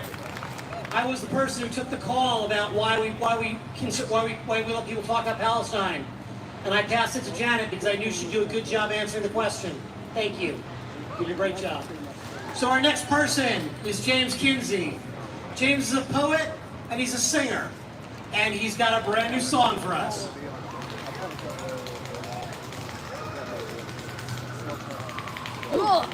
So this is going to have a little bit of call and response. When I point at you, I want you to repeat what I said, okay? So, the AG said the list was on her desk. Said the elite's behavior was grotesque. But then she went and blew it. Said there was nothing to it. And now their entire base is a wreck.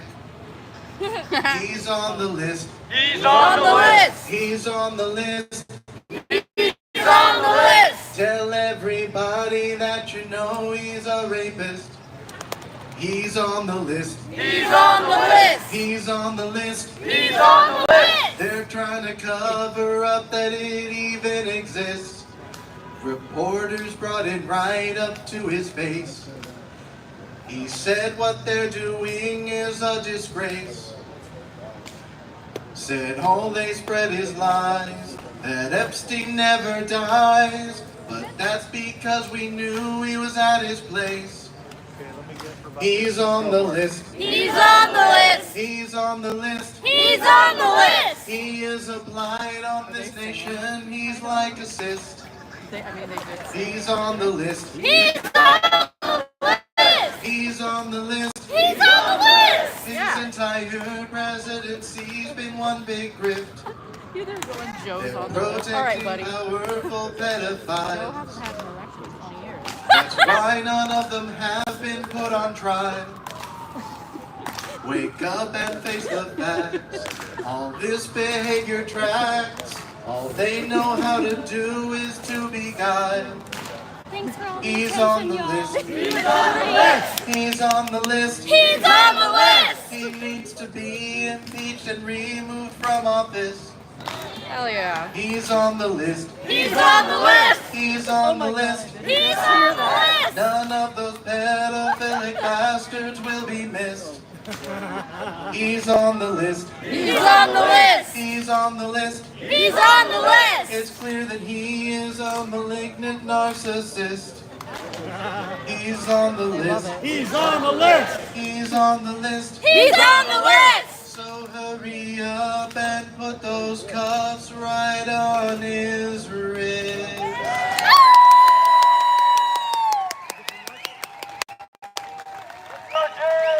Hell yeah.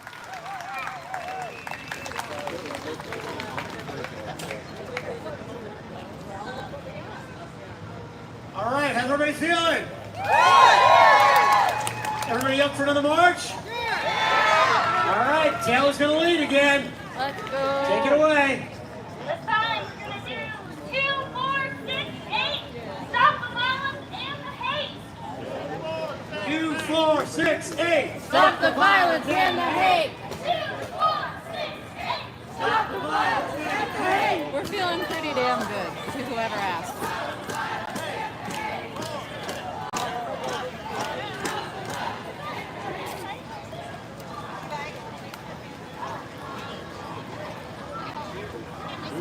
I'll take you. 2, 4, 6, 8. Stop the violence and the hate. 2, 4, 6, 8. Stop the violence and the hate. 2, 4, 6, 8. Stop the violence and the hate. 4, 6, 8. Stop the violence and the hate. 2, 4, 6, 8. Stop the violence and the hate. 2, 4, 6, 8. Stop the violence and the hate. 2, 4, 6, 8. Stop the violence and the hate.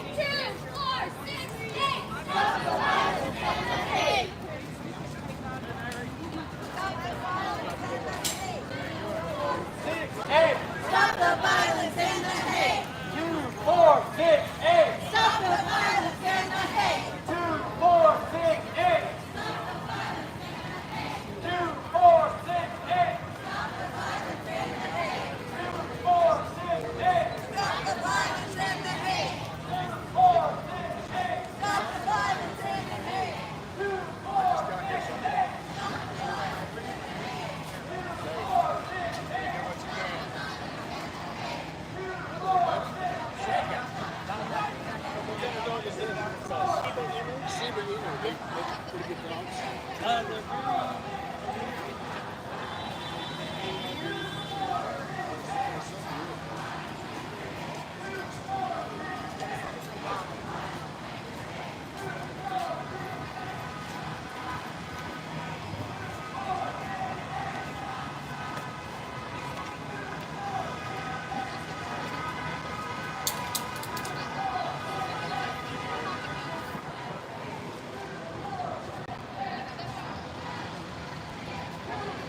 Where do you do the theater?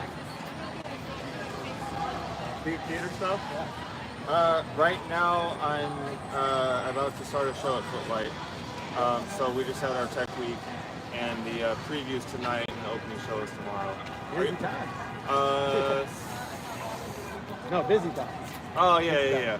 I was gonna say yes, 7 o'clock is what time it starts, but yeah, and then I do the stagehand stuff and then the Oh, you're stagehand? Yep. So I work in that building a lot. I work in that building a lot. I work in that building a lot. Yeah. I'm in there a fair amount too.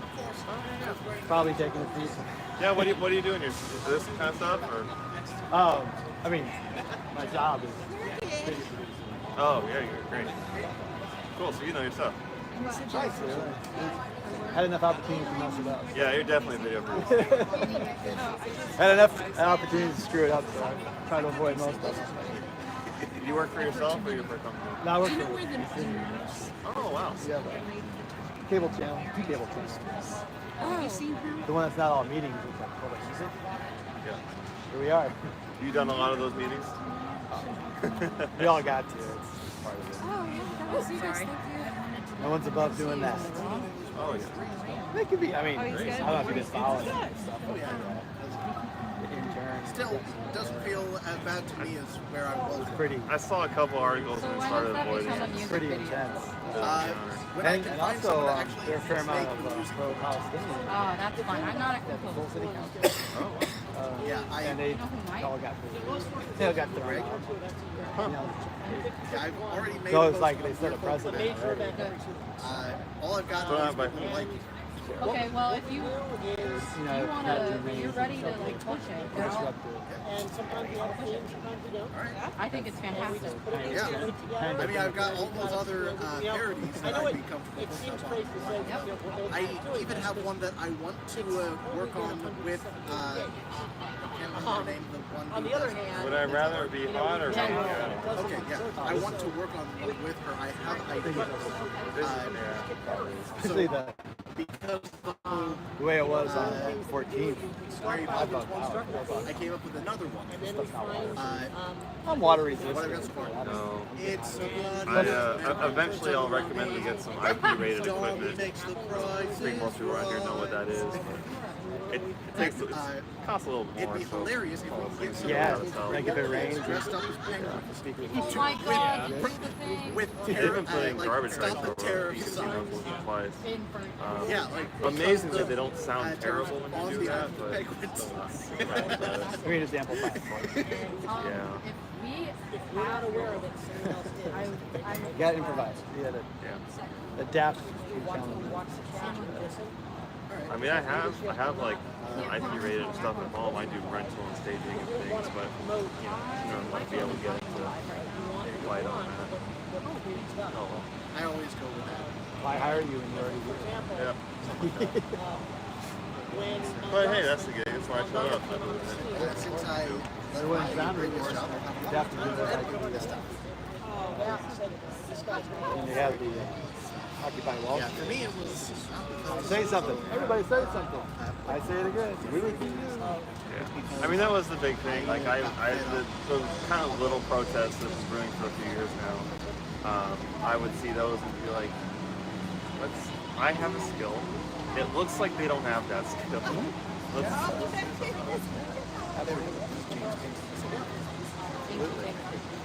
Appreciate that. No, you're good. I'm gonna grab water.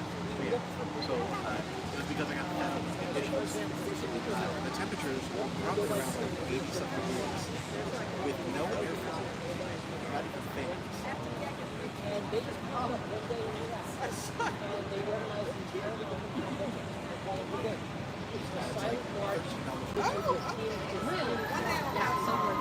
and I would drive 4 minutes to get there, and the 4 minutes back. I would have to get, in order to be ready, not even including time for a shower, I would be getting up at 5 a.m. The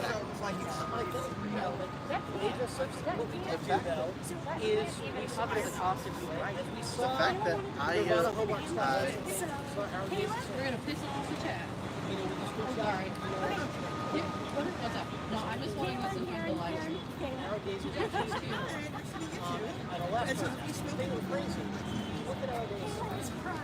Oh, okay. Yes, but no. Is that a mushroom bin? It is. Okay. I just was curious because it looks like it's upside down. Who? The live stream chat. That's why I had to ask. I can't see it. It's at the bottom. But you can see the sign. Yeah. Pulling all this together. We don't have that sort of weird modern art. Not this one, but maybe other one. They got big mad when we started marching, so I wanted to see what that would do. I'm a first. Like, and I do a lot of that. but it's always people here. It's Janet, it's James. We're in an interim period. But I don't know if there's Max, it's Kayla, it's Alright, it's Sarah. you guys get the idea. So weird. Like, this is such a plus. So, that was enough to make me just be like, I have to get to the state. I worked there from February. Which for a Thursday protest, like Yes. on a day that started out. However, only a couple weeks ago did they Like this is thing is, they also had me sign a you know, and the thing that we look, the way we look at it, because I used to worry about numbers. Now I don't. Now I worry about if you change one line. Well, to be fair, I was watching it. But it was because I have ADHD. And when I was at the doing a very monotonous, boring job, You know, this is very much lining pictures up on the screen, closing it and pressing a button. It got one of the really nice things about today is because it was honoring John Lewis, so I had videos constantly. I tried to just listen to music with intent to get up and walk away because I was not able to distract myself from notifications. Twice in 10 minutes. The fact that I have been leaving for several days by like at least 1 p.m. Meaning like cutting off an extra hour, anywhere between an hour to 4 hours. And sending them messages saying that maybe because I was feeling nauseous. Or because I felt like I did before I felt nauseous. They said I needed help. With the insurance, they didn't really get it because they just didn't want it. None of it is okay. And I was told that since I didn't get it by April 1st, I missed the deadline. I couldn't get it till October. Exactly. And with all the money that they pay you and all the time off I'm sure they provide. Also, I know someone who works there that actually did the math, calculated how absolutely ludicrous the profit margin. If they paid us, if someone was reaching a quota and they were paid $40 an hour, they'd still be making 50%. I'm sure that they would. Here's our tens of people coming back. Are you guys happy about it? Tens of people. I can talk to the chat.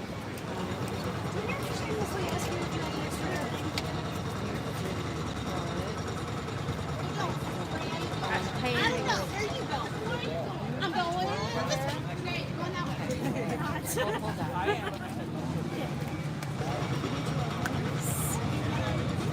I don't. I have something better to do. You're secure, but I'll bring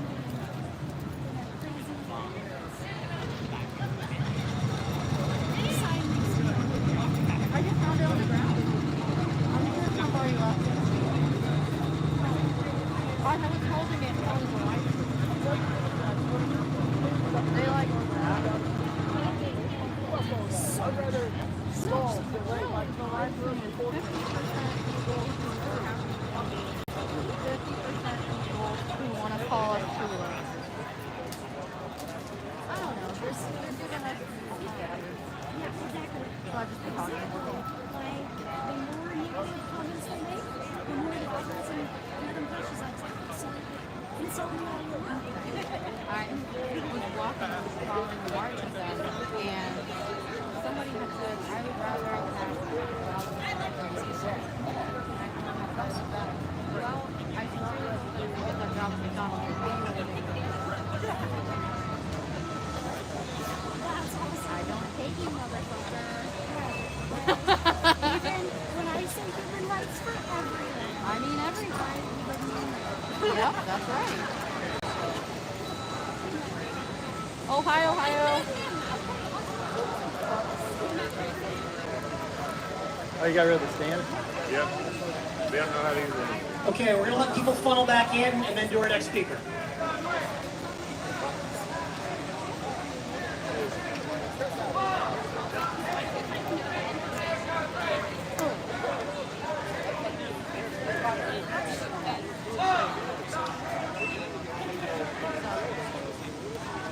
will you? Okay, everybody, I will be sure to tune in and share that. Thank you for the info. I mean,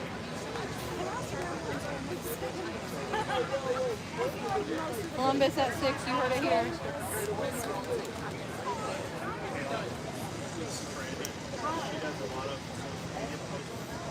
she's the one that we had talked about in one of the chats about reaching out to the social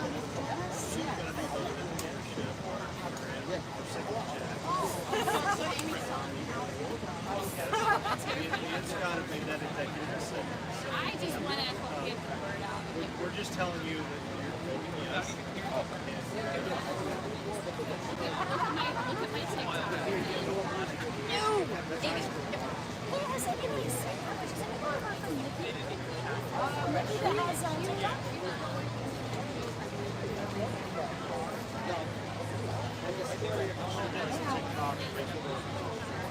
My passion is getting the wrong person. And I'm actually trying to find.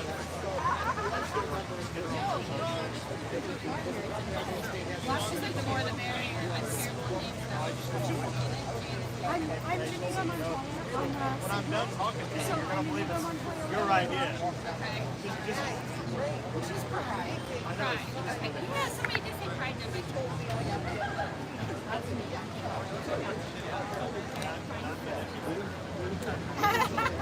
She is the most amazing woman on the face of the planet. I've seen them Like, little it is baby blanket. I have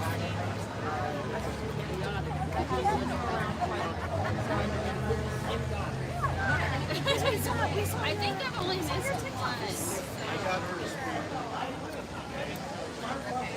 And I don't do public speaking.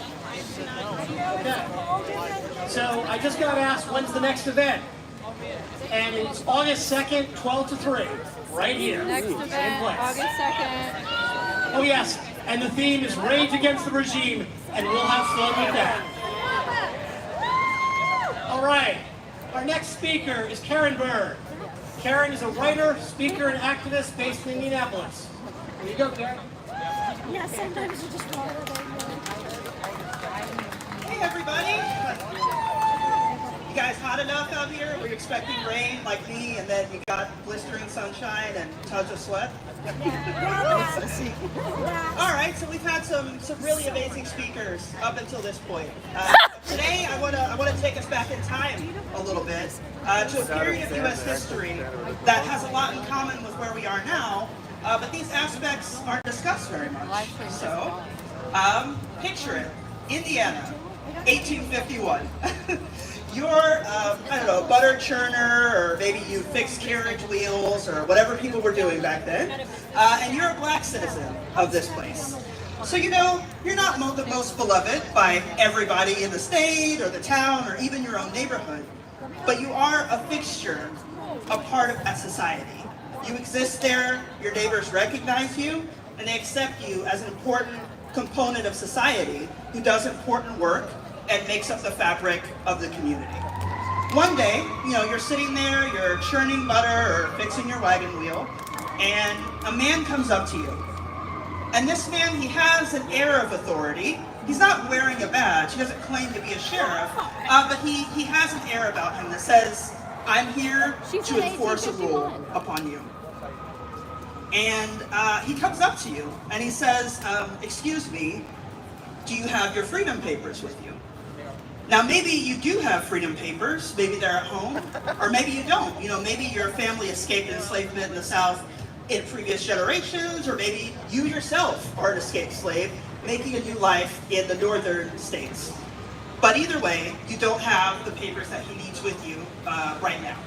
So instead of allowing you to go home or to prove your citizenship or prove your freedom, you are thrown into whatever the back of a unmarked white van was in 1851, and you're dragged thousands of miles away, far south, across a border, to a place where you don't know anybody and where nobody knows you. In this place where they take you, there aren't enough supplies for everyone. There's not enough food, there's not enough water, the clothes are inappropriate for the weather, and you're basically sleeping outside in an open air camp. You might be able to escape, but how far will you get? You don't have any contacts here. You don't know anybody. Nobody knows who you are. And as far as the state is concerned, you don't have an identity. You are now the property of a commercial enterprise. You're here to work. You're a dollar sign. And they're not prepared to let you go without a fight. If that sounds familiar to you, it should, because it's what's going on right now with immigrants. They're not just, taking them away to be deported, quote unquote. They won't be able to do that. They don't have enough countries to accept them. So what's going to end up happening, what they hope will happen, is that they want to use these people for labor. They want to go back to the days where they didn't have to pay for labor. They want it to be free. They want it to be without complaints. And they want to reap all the profits and give nothing back to society. In 1850, a law was passed. This was called the Fugitive Slave Act of 1850. During this time, it was deeply divided, just like our country is now. There were the slave states in the South, mostly, and then we have the northern and western free states, or sanctuary states, you might call them, where if no slavery was to take place, and if people could make it there out of the slave states, they could not be taken back. But the Fugitive Slave Act said that, they could send bounty hunters or cops or deputized men to come and take people, or return them, as they said, from the free states back into the slave states. How this actually worked out, of course, was that they would just grab anybody off the street. And the hope was that this law would kind of settle the question, make everybody comfortable with what's going on with slavery, which was very unpopular at the time, contrary to popular belief. And that this would settle the question, right? They wouldn't have to worry about it anymore. If people escape, they can take them back, but nobody new gets enslaved outside of the zone. What ended up happening was exactly what's happening now. Random people, sometimes officials, sometimes not, would snatch people off the street and just disappear them. Nobody knew where they went. And the effect of this was to radicalize the people into action. People who, hadn't taken a stance on slavery previously were suddenly becoming radical abolitionists once they saw their friends and lovers and maids and workers snatched away to the South into the slave system. This eventually led directly to the Civil War.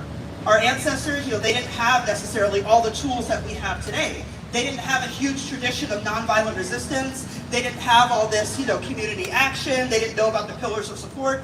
All you could do back then was make war. But luckily, we're not in that position now. We're not, in a system that's fully entrenched, that's fully set in stone, and has to be broken manually. We're in the beginning. We're in the consolidation phase, where things are still coming together and can still be disrupted. ICE is not a foregone conclusion, is what I'm saying. It's not a frozen entity. It's not something that can't be dismantled without violence. We can do this. All it's going to take is for enough of us to say no. Across ideology, across class, across race, across interest, across anything. All we have to do is say no to secret police. No, we won't help you build the camps. No, we won't provide concrete. We won't provide car parts. We won't provide gasoline. We won't provide labor. We won't provide legal cover or anything. A tyrant can't do almost anything by himself. It requires the cooperation of large segments of society. All we have to do is get together and say we don't want to do this. We don't have to change our politics necessarily. We don't have to change our opinions. We don't have to change our long-held values. All we have to do is say, I don't want to live in a tyrannical regime. I want to live in a democracy where we make decisions together by consensus, by vote, not by the fiat of a tyrant. Even if we don't agree, even if we don't always win, even if we don't always like what happens, we want the option to influence the laws of our society. And so, unlike our ancestors, we don't have to make war against each other in order for this to happen. All we have to make is good trouble together.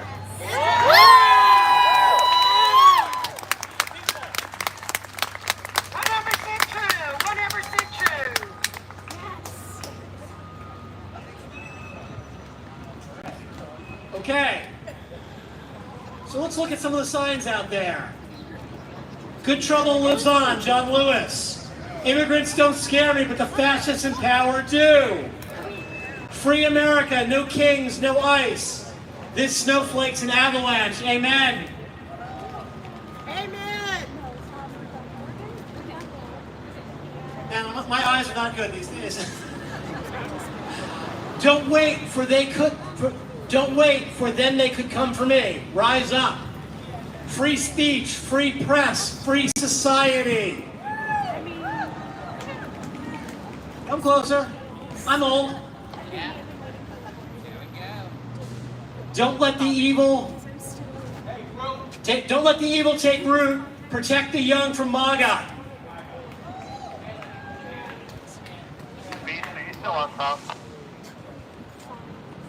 Step on Donald Trump. Don't let America slip up. Step on Donald Trump. Resist. The ICE atrocities should be the final straw for decent human beings. We demand the arrest of Donald Trump and Elon Musk. Amen. Dumb and Dumber. Aren't they actually? Okay. Morgan. I see you got your flag. You ready to talk, man? Fantastic. All right, so our next speaker is Morgan McCoy. Here's her background. Born a little over a month after 9/11, politics was always at the forefront of her interests. All through middle school and high school, I studied politics on my own time, convinced one day I could be president. Now, even though I no longer want that, I still want to be a politician. So I went to college at the University of Wisconsin, Stevens Point, got a BA in political science and a BS in public relations. Member and leader of the Model UN, senator of the student government, organized a protest against a transphobic U.S. representative attending the university, acted in a speech supporting role for the on-campus Free Palestine protests. Morgan's an author of her own poetry book, and she's now in her first job in her own field. Come on up, Morgan.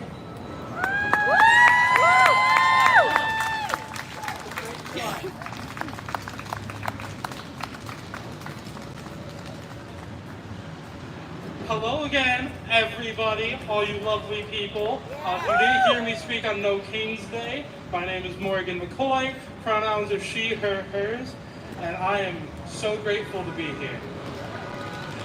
Siblings of America, I ask of you, what do you hear? I've asked this question several times, and the answers echo in my mind. Reckoning, vengeance, justice, history, hatred, the sound of war drums, the laughter of children fading. And yes, I've heard some of these things myself. The war drums, the history, the hatred, and the vengeance.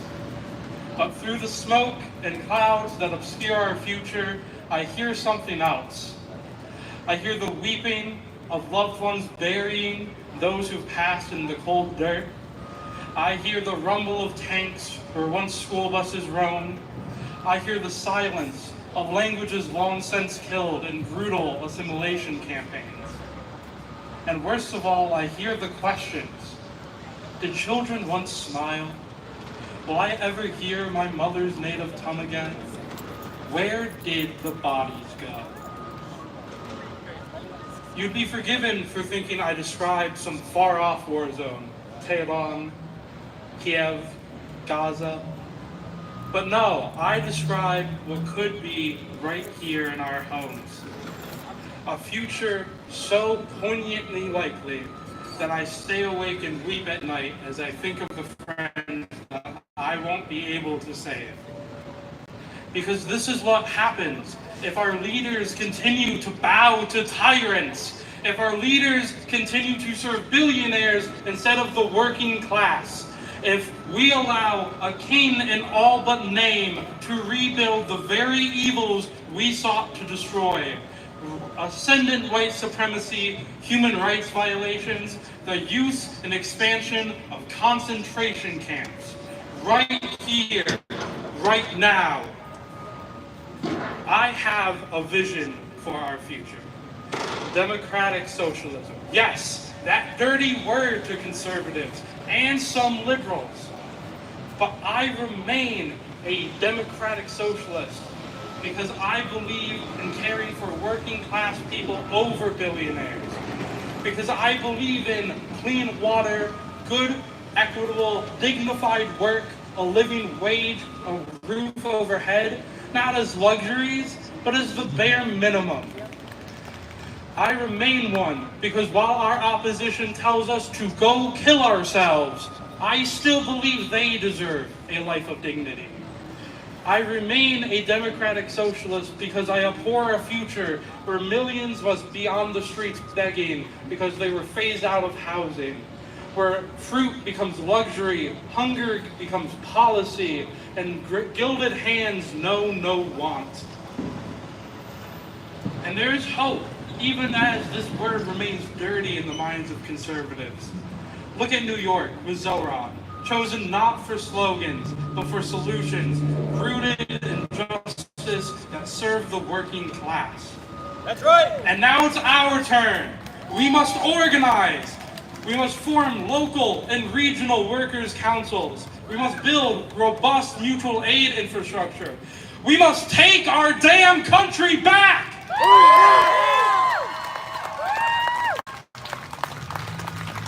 To the leaders of our state and nation who are listening, or should be listening, I say this to you.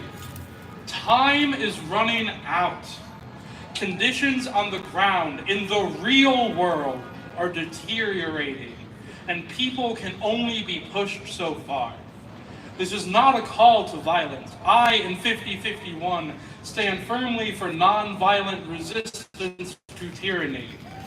But inaction at this time risks drowning out our peaceful voices and bringing about catastrophe this nation has only seen one other time. To my siblings of America, I say this: we are not the radicals. We are the power. We are the truth. We are the soul. We are the heartbeat of this nation. And we will not go silently into that night. I've got a few caller response chants. So say it after me. No king! No kings! No tyrants! No tyrants! No blood! No blood! No war for oil! No war for oil! Human rights! Human rights! Are mandatory! Are mandatory! No concentration camps! No concentration camps! Down with! Down with! The Orange Crown! The Orange Crown! Down with! Down with! The Money Mound! The Money Mound! Free! Free! Free! Free! Palestine! Palestine! Free! Free! Free! Free! Palestine! Palestine! God bless all of you actual patriots!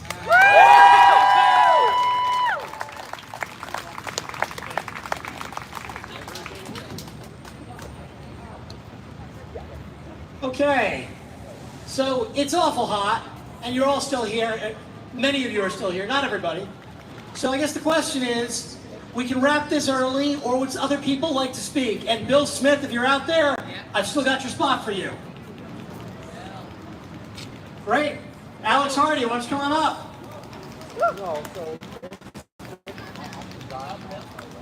So if you'd like to speak, say a few words to people, queue on up here down at the base of the stage. All right, if you bring that up, Lotus will hold it. There you go. All right. Yes, you do. Okay.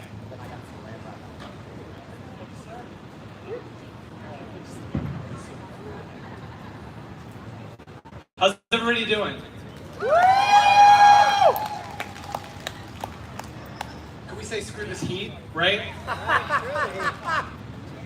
My fellow Hoosiers, we failed our youth. Can you feel it? Can you see it in the schools that you drive past that are still open or haven't been cut? We need to talk about America's future and our place left for our future generations. Here are some of the ways that we failed our youth. It started with my sister Ashley. It was the death by 1,000 cuts.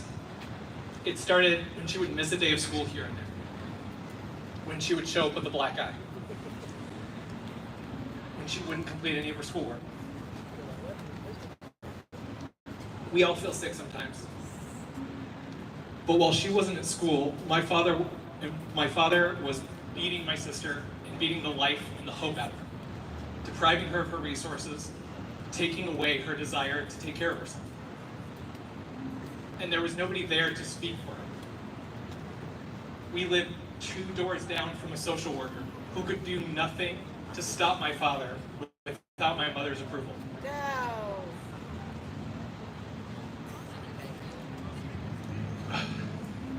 She wasn't the only one. She was one of many. We promised our young Americans prosperity. We promised them opportunity. We promised them a safe, fair market with a free hand to regulate it. We promised to keep our children safe. We promised to help them make their way through the day and through the world. We told them, if they could dream it, it's theirs for the taking. With billions cut and meaningful lessons we teach, the only meaningful lessons we teach our children are about credit card debt and how to overdose on fentanyl. We also teach them to die from school shootings, how to die from crippling medical and student loan debt, how to die from yet another never-ending war in the Middle East. We teach them how the police will surround a building and refuse to stop a school shooter from walking out of cowardice and jealousy. America isn't at war. The military is at war. America is at the mall, waiting for them to die too. In truth, we've allowed corporations and tyrant politicians to rob the hope of a generation. They took our money and our jobs, but that had our hope anchored to it. They manipulate and degrade our healthcare system to the point many young adults fear getting a medical bill more than actual disease or ailment. No adult in America should be allowed to go bankrupt from medical debt. That's right. They also love routine housing and rental market manipulation, putting housing out of reach for many young Americans. Now, most Americans laugh at the idea of one day being able to buy a home for their family or even job market. I'm sorry. Thank you. Sorry. You're doing great. Thank you. You are too. And again, screw this heat. But we're still here. I'm not going anywhere.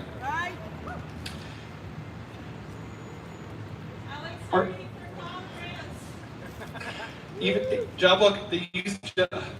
they manipulate and allow AI to dictate and working viability of our flesh and our future. It doesn't have to be this way. We can build legislation preventing corporate landlords from cutting our people off from the things that they deserve and from the lifestyle they are owed.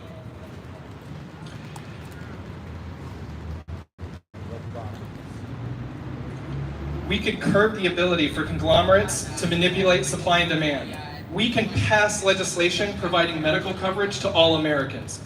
We can end corporate welfare and subsidies that make the rich even richer, while our future generations grapple with diseases we eradicated 30 years ago. We could pass legislation preventing the usage of AI in job listing and recruitment, and promoting a better system of helping Americans find meaningful work in the fields they've cultivated their skills in. It's time to hold our leaders accountable for what they do and what they don't do. Right now, our congressional authorities are interested in playing games like political tic-tac-toe, not leading like Hoosiers and Americans deserve. No, like mafia. Lead is a verb, not a noun. The other kind of lead is a toxic metal.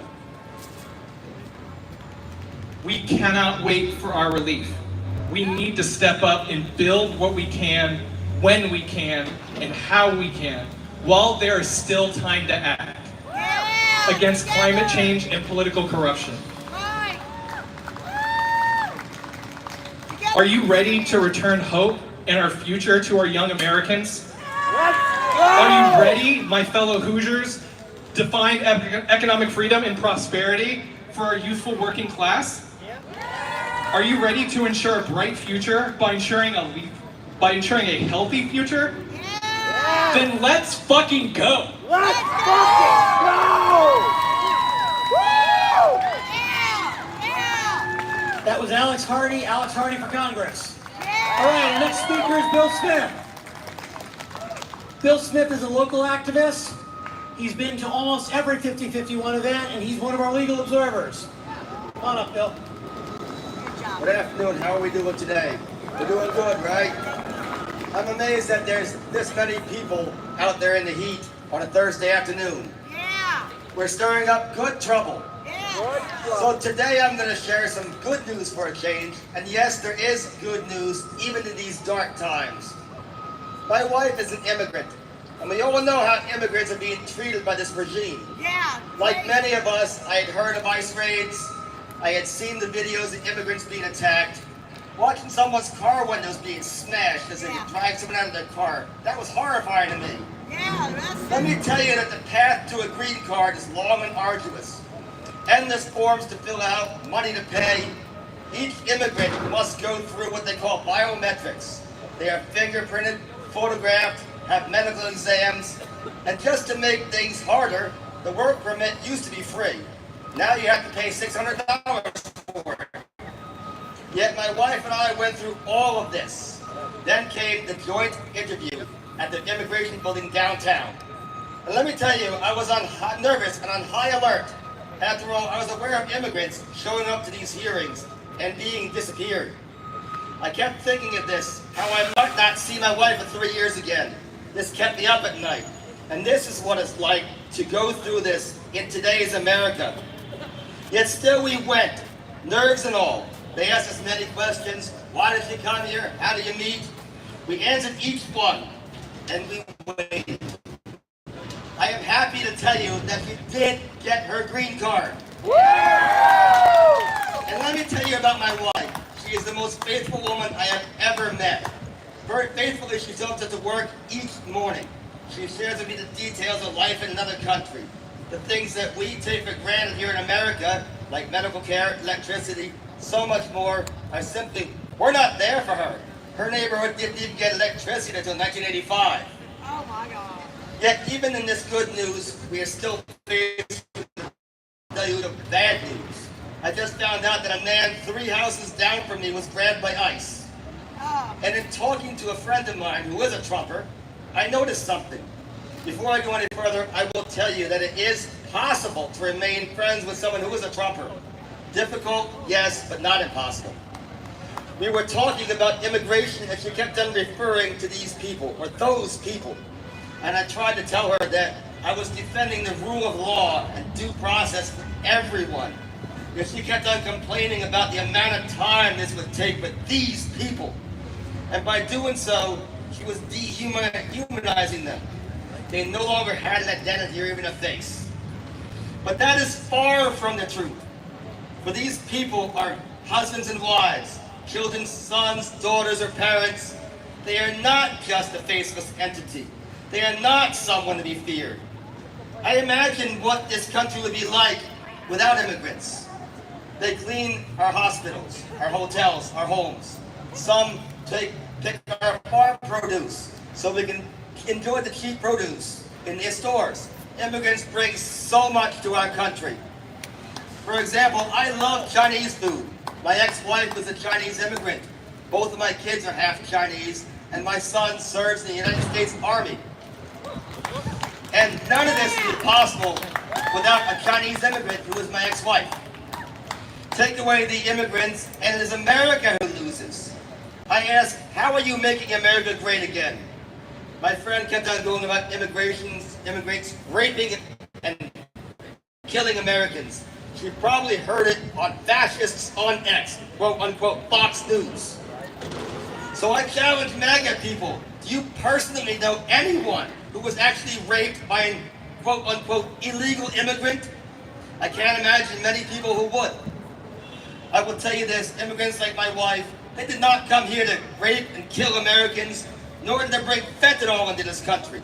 It was in search of a better life. And let me tell you this, as we stare down the barrels of an American Holocaust, the search for an economic opportunity and a better life that we take for granted, that is not a crime, no matter what the village idiot that we call number 47 says. Thus, I end with a poem as we search for a way to impeach, convict, and remove. Don't tell me you love me, show me. Yet MAGA is not showing love to America. How can you show love when you gut Medicaid? How can you make America great again when it was just little ones who died in the Texas floodwaters because we smashed the Weather Service? Right. So I ask you, are you really making America great while you ignore the violence plaguing our cities, never giving everyone an equal chance? Instead, I saw a bizarre dance on YouTube as grown men paraded in Trump floaties. Maybe they were waiting for the Epstein list to be released. Thus, they worship the orange Trump God as they make America worse, not great. Thank you.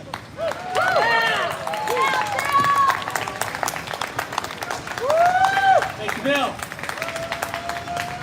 So one of the things I'm going to comment on here that Bill didn't say is how brave do you have to be going through the green card process and still be coming to protest? Give that man a freaking hand. All right, come on up. Good afternoon. Good afternoon. My name is Stan Diamond, and in 1974, I went to Bruce Springsteen concert. I paid $2.75 for the ticket. And I wanted y'all to give a shout out to Bruce, the boss, for calling it like it is. He's got the moxie and the nerve to call it like it is and stand up, and we need more people from all walks of life to do exactly that same thing. So today I want to share with you that I'm a retired civil environmental engineer. I've worked for 45 years of my life working to help other communities and public water systems and private water systems to improve the water, keep it safe, and improve the discharges that we give to or send back to our rivers and streams. I've worked 45 years doing that, and I want to tell you that from my perspective, my life's work and everything else, and everyone that works in that arena, their lives and their work is at risk. Every time we turn around, the regulations are being rolled back, and we're losing the fight. And we've done a lot in the past few years and decades with the Clean Water Act and those kinds of regulations that have improved our streams and so forth, but we cannot give up.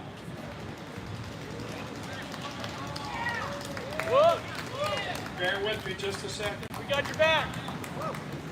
So I want to bring it home. In January 6th, after the president at that time gathered a crowd and had them mobilize a mob to go and attack our Capitol, our senators at that time, Mike Braun and Todd Young, did the right thing. They did the right thing. They stood up and they certified the election. But then he turned around and joined Mitch McConnell and voted against impeachment. And then they voted against removing the president after he was voted out, from removing him from office. They said we leave it up to the courts, and we all know how that turned out. Yeah, we sure did. So here we are. We need to bring it home, and what's happening is that we need to hold those legislatures accountable, and not give them an office in this building behind me. Yes. Now, I want to bring one thing to your attention. This is just one aspect, but in 2023, our legislature here in the state of Indiana passed a regulation that said that our environmental regulators couldn't pass any more laws that were more stringent than the federal regs for the coal combustion residuals that are stockpiled at power plants across our great state and are sitting there with not being properly managed and closed out. So they passed this regulation that we can't pass laws are more stringent than the federal regs. And now that under this administration, we have an executive order that was passed just a month or so ago. It's Executive Order 2538. 2538. Just Google it. EO 25-38. And it's called Creating Opportunity Through Reduction of Excessive Environmental Regulations. All right? Right. The problem is that not just for coal ash, but for every regulations in this state, this executive order says that we cannot pass any regulations that are more stringent than the federal regs. Now, the federal regs are the bare minimum. And our regulatory agencies that work hard and have worked hard in the past to work with us to protect human health and our environment can no longer pass regulations. And not only that, can they not pass those regulations, but they have to come up with a list of things and so forth that regulations or proposed rulemaking or regulations that do not impose unnecessary burdens on businesses, communities, agencies, or industries operating in our state. And my question to you is, who defines what overly burdensome is? All right?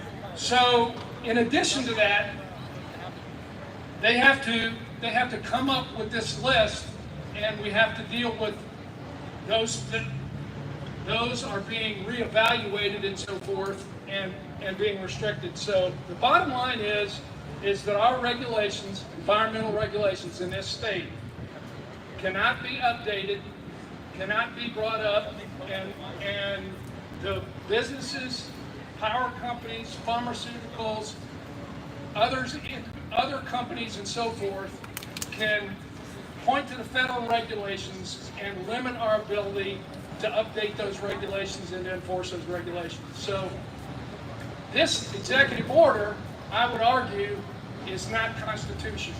That it goes around our state legislatures who make the laws, who should make the laws, and answer to us. Right. And so this executive order needs to be challenged in court. I hope that we do, but we all need to stand up and get the mainstream understanding what the impact to our environmental regulations, our public health, is actually going to happen under the current administrations, both national and here in the state of Indiana. I urge you to stay up, stay informed, and continue to fight. Fight for our rivers, fight for our drinking water, and so forth. So thank you. Okay. Come on up.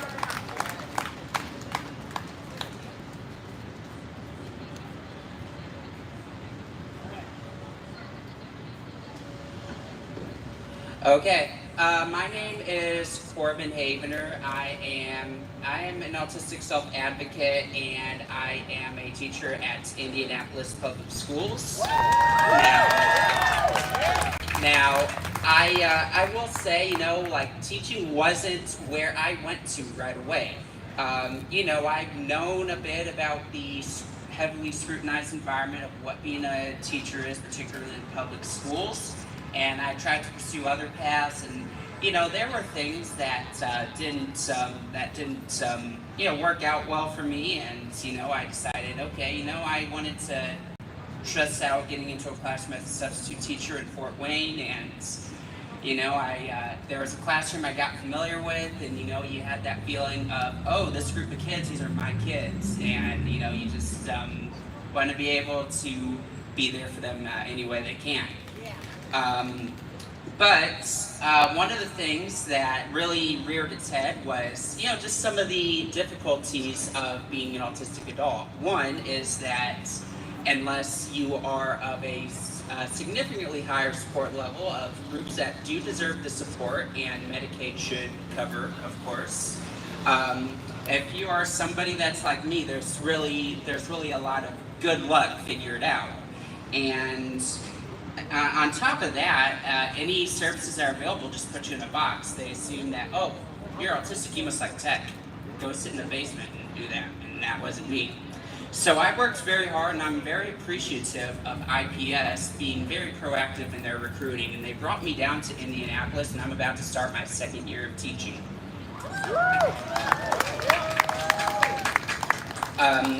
But of course, it certainly wasn't without my difficulties. I don't know if you've ever gone through the process of trying to seek a job. One of the things about that is it's not built for autistic people.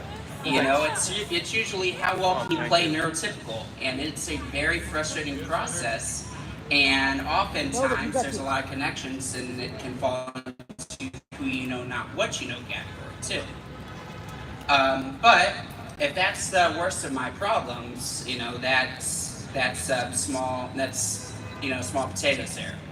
Right now, we've got heading the Department of Health and Human Services a vaccine skeptic who is proposing a repeatedly debunked lie about vaccines causing autism. That is a very eugenicist talking point and is very dangerous. And on top of that, the higher rates of diagnosed autism comes down to better recognition. We are diagnosing more girls, we're diagnosing more people of color. The autism stereotype was based on a 4-year-old white boy. And that is not just who's autistic. When you are born autistic, you live autistic. It is lifelong, and you know what? I'm doing my best to live as well as I can. But I'm white, and I need to bring up something. In 2019, a black autistic person, and our autistic people of color live a much more dangerous existence than I'm privileged to live, but his name is Matthew Rushman in Virginia Beach, Virginia in 2019. This kid gets into a car accident. It wasn't his fault, but one aspect of autistic communication is echolalia, where you might repeat words or phrases back that are spoken to you. And the police in that situation uses echolalia against him. They used it as a confession, and they manipulated him without a lawyer to waive his rights. And this led him to be convicted to a 50-year prison sentence for getting into a car accident that wasn't even his fault. Thankfully, through the advocacy, I haven't followed up and led. He's not in prison. He has had a conditional pardon, but obviously, I know freematthewrushman.com. If you follow through on that, the fight to be on his side to make sure that he has no record of this because he didn't do anything wrong. I'm sure a lot of us have gotten into a car accident, maybe ones that aren't our fault, but we need to be able to recognize and support all of our communication differences and respect each other and stand up against the eugenicist language of Robert F. Kennedy Jr., who has no business being in charge of public health.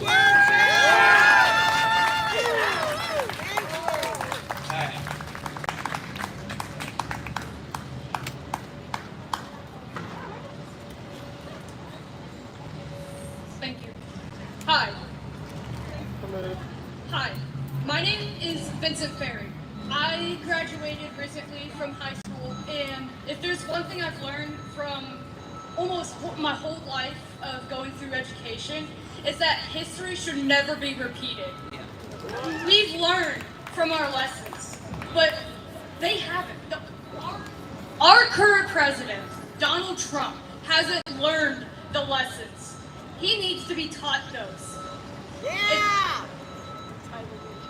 Everything that has happened, from the Texas flood to the cover-up of the Epstein files, saying that, oh, Donald Trump isn't on there.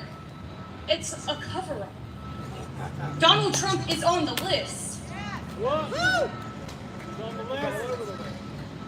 We, the people, learned a lot of things, like I've stated before. If there's one thing we've learned from, it's from books. One of the greatest books of all times that has ever been read, whether through classes or through independent learning or whatever, is Animal Farm. Although it says that it's all about the rise of communism in Russia, it still applies today. Every person, whether we are tall or short, or if we're a boy, a girl, or other gender identity, or whatever generation we're in, we're all made to be equal. We were never made to hate each other. We are made to love each other, to protect each other, to give everyone freedom and liberty, but most of all, justice for all. Another thing I want to bring up, just like our last speaker brought up, RFK Jr. has made so many statements saying autistic people can't do this, autistic people can't do that, autism is made through this and that. As someone who has autism and has been diagnosed with it since I was 6, it is shameful to hear that. Yes, it is. And as an autistic person, I find it disgusting how we accept a man like that in our government. Yes, amen. To our new generation, whether youngest or oldest, whether you're in school or not, now is the time to fight for what is right. Because if we don't fight now, then we are going to live old and we're going to regret saying, if I wasn't a coward back then perhaps I would have fought for what's right. That's what we need to do. We need to fight for what's right. And it's either we do it now or it's all gone. Thank you.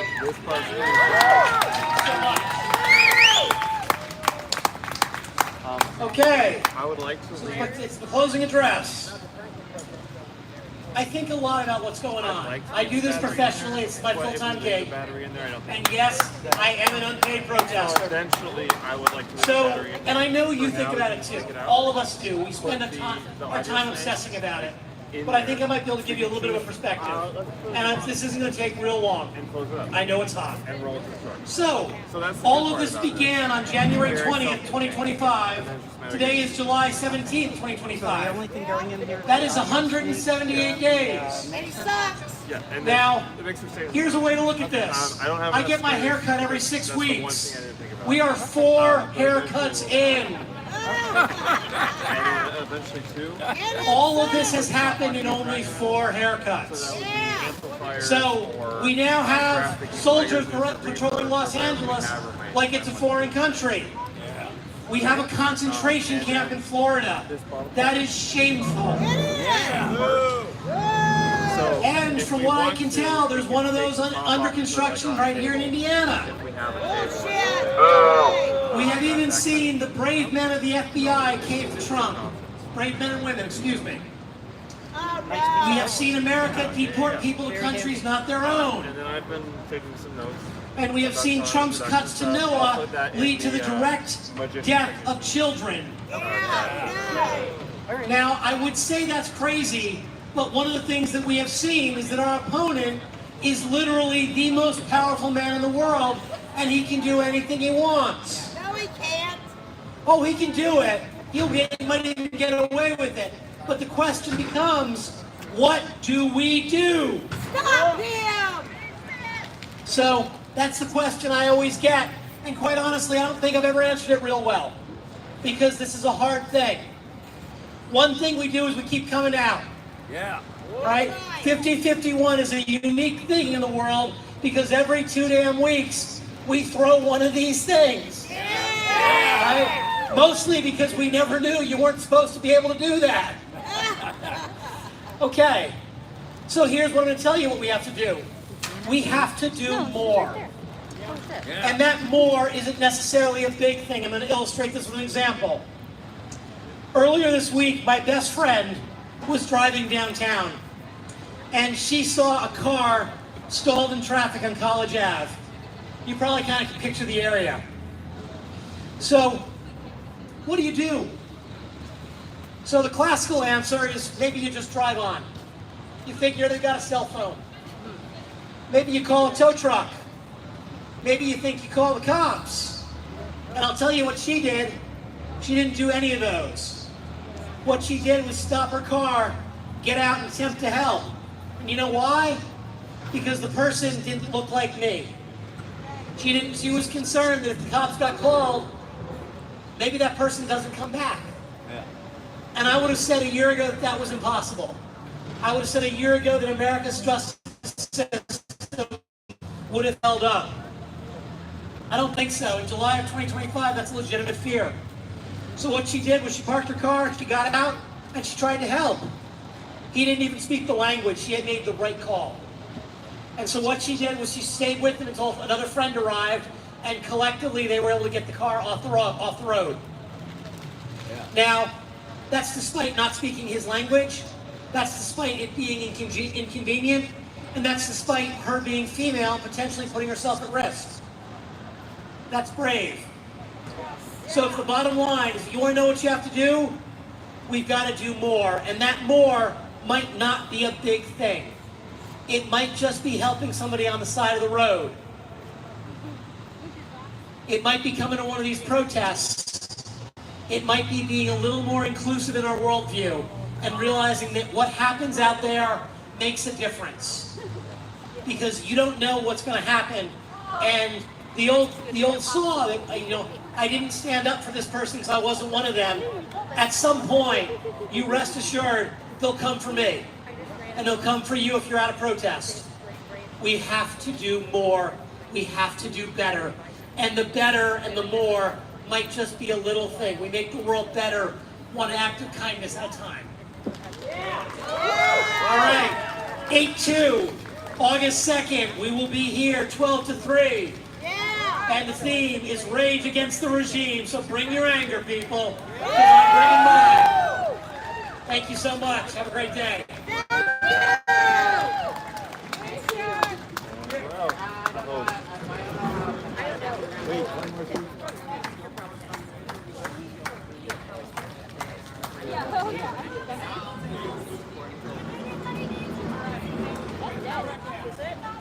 All right, straight.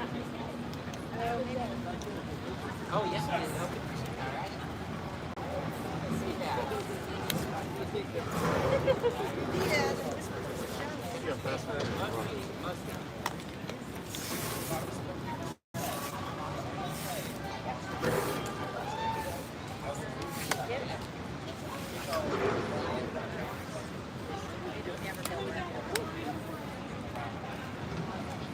Anybody need a popsicle? All good. Popsicle? We just at the end? Oh, yeah, like that. Yep.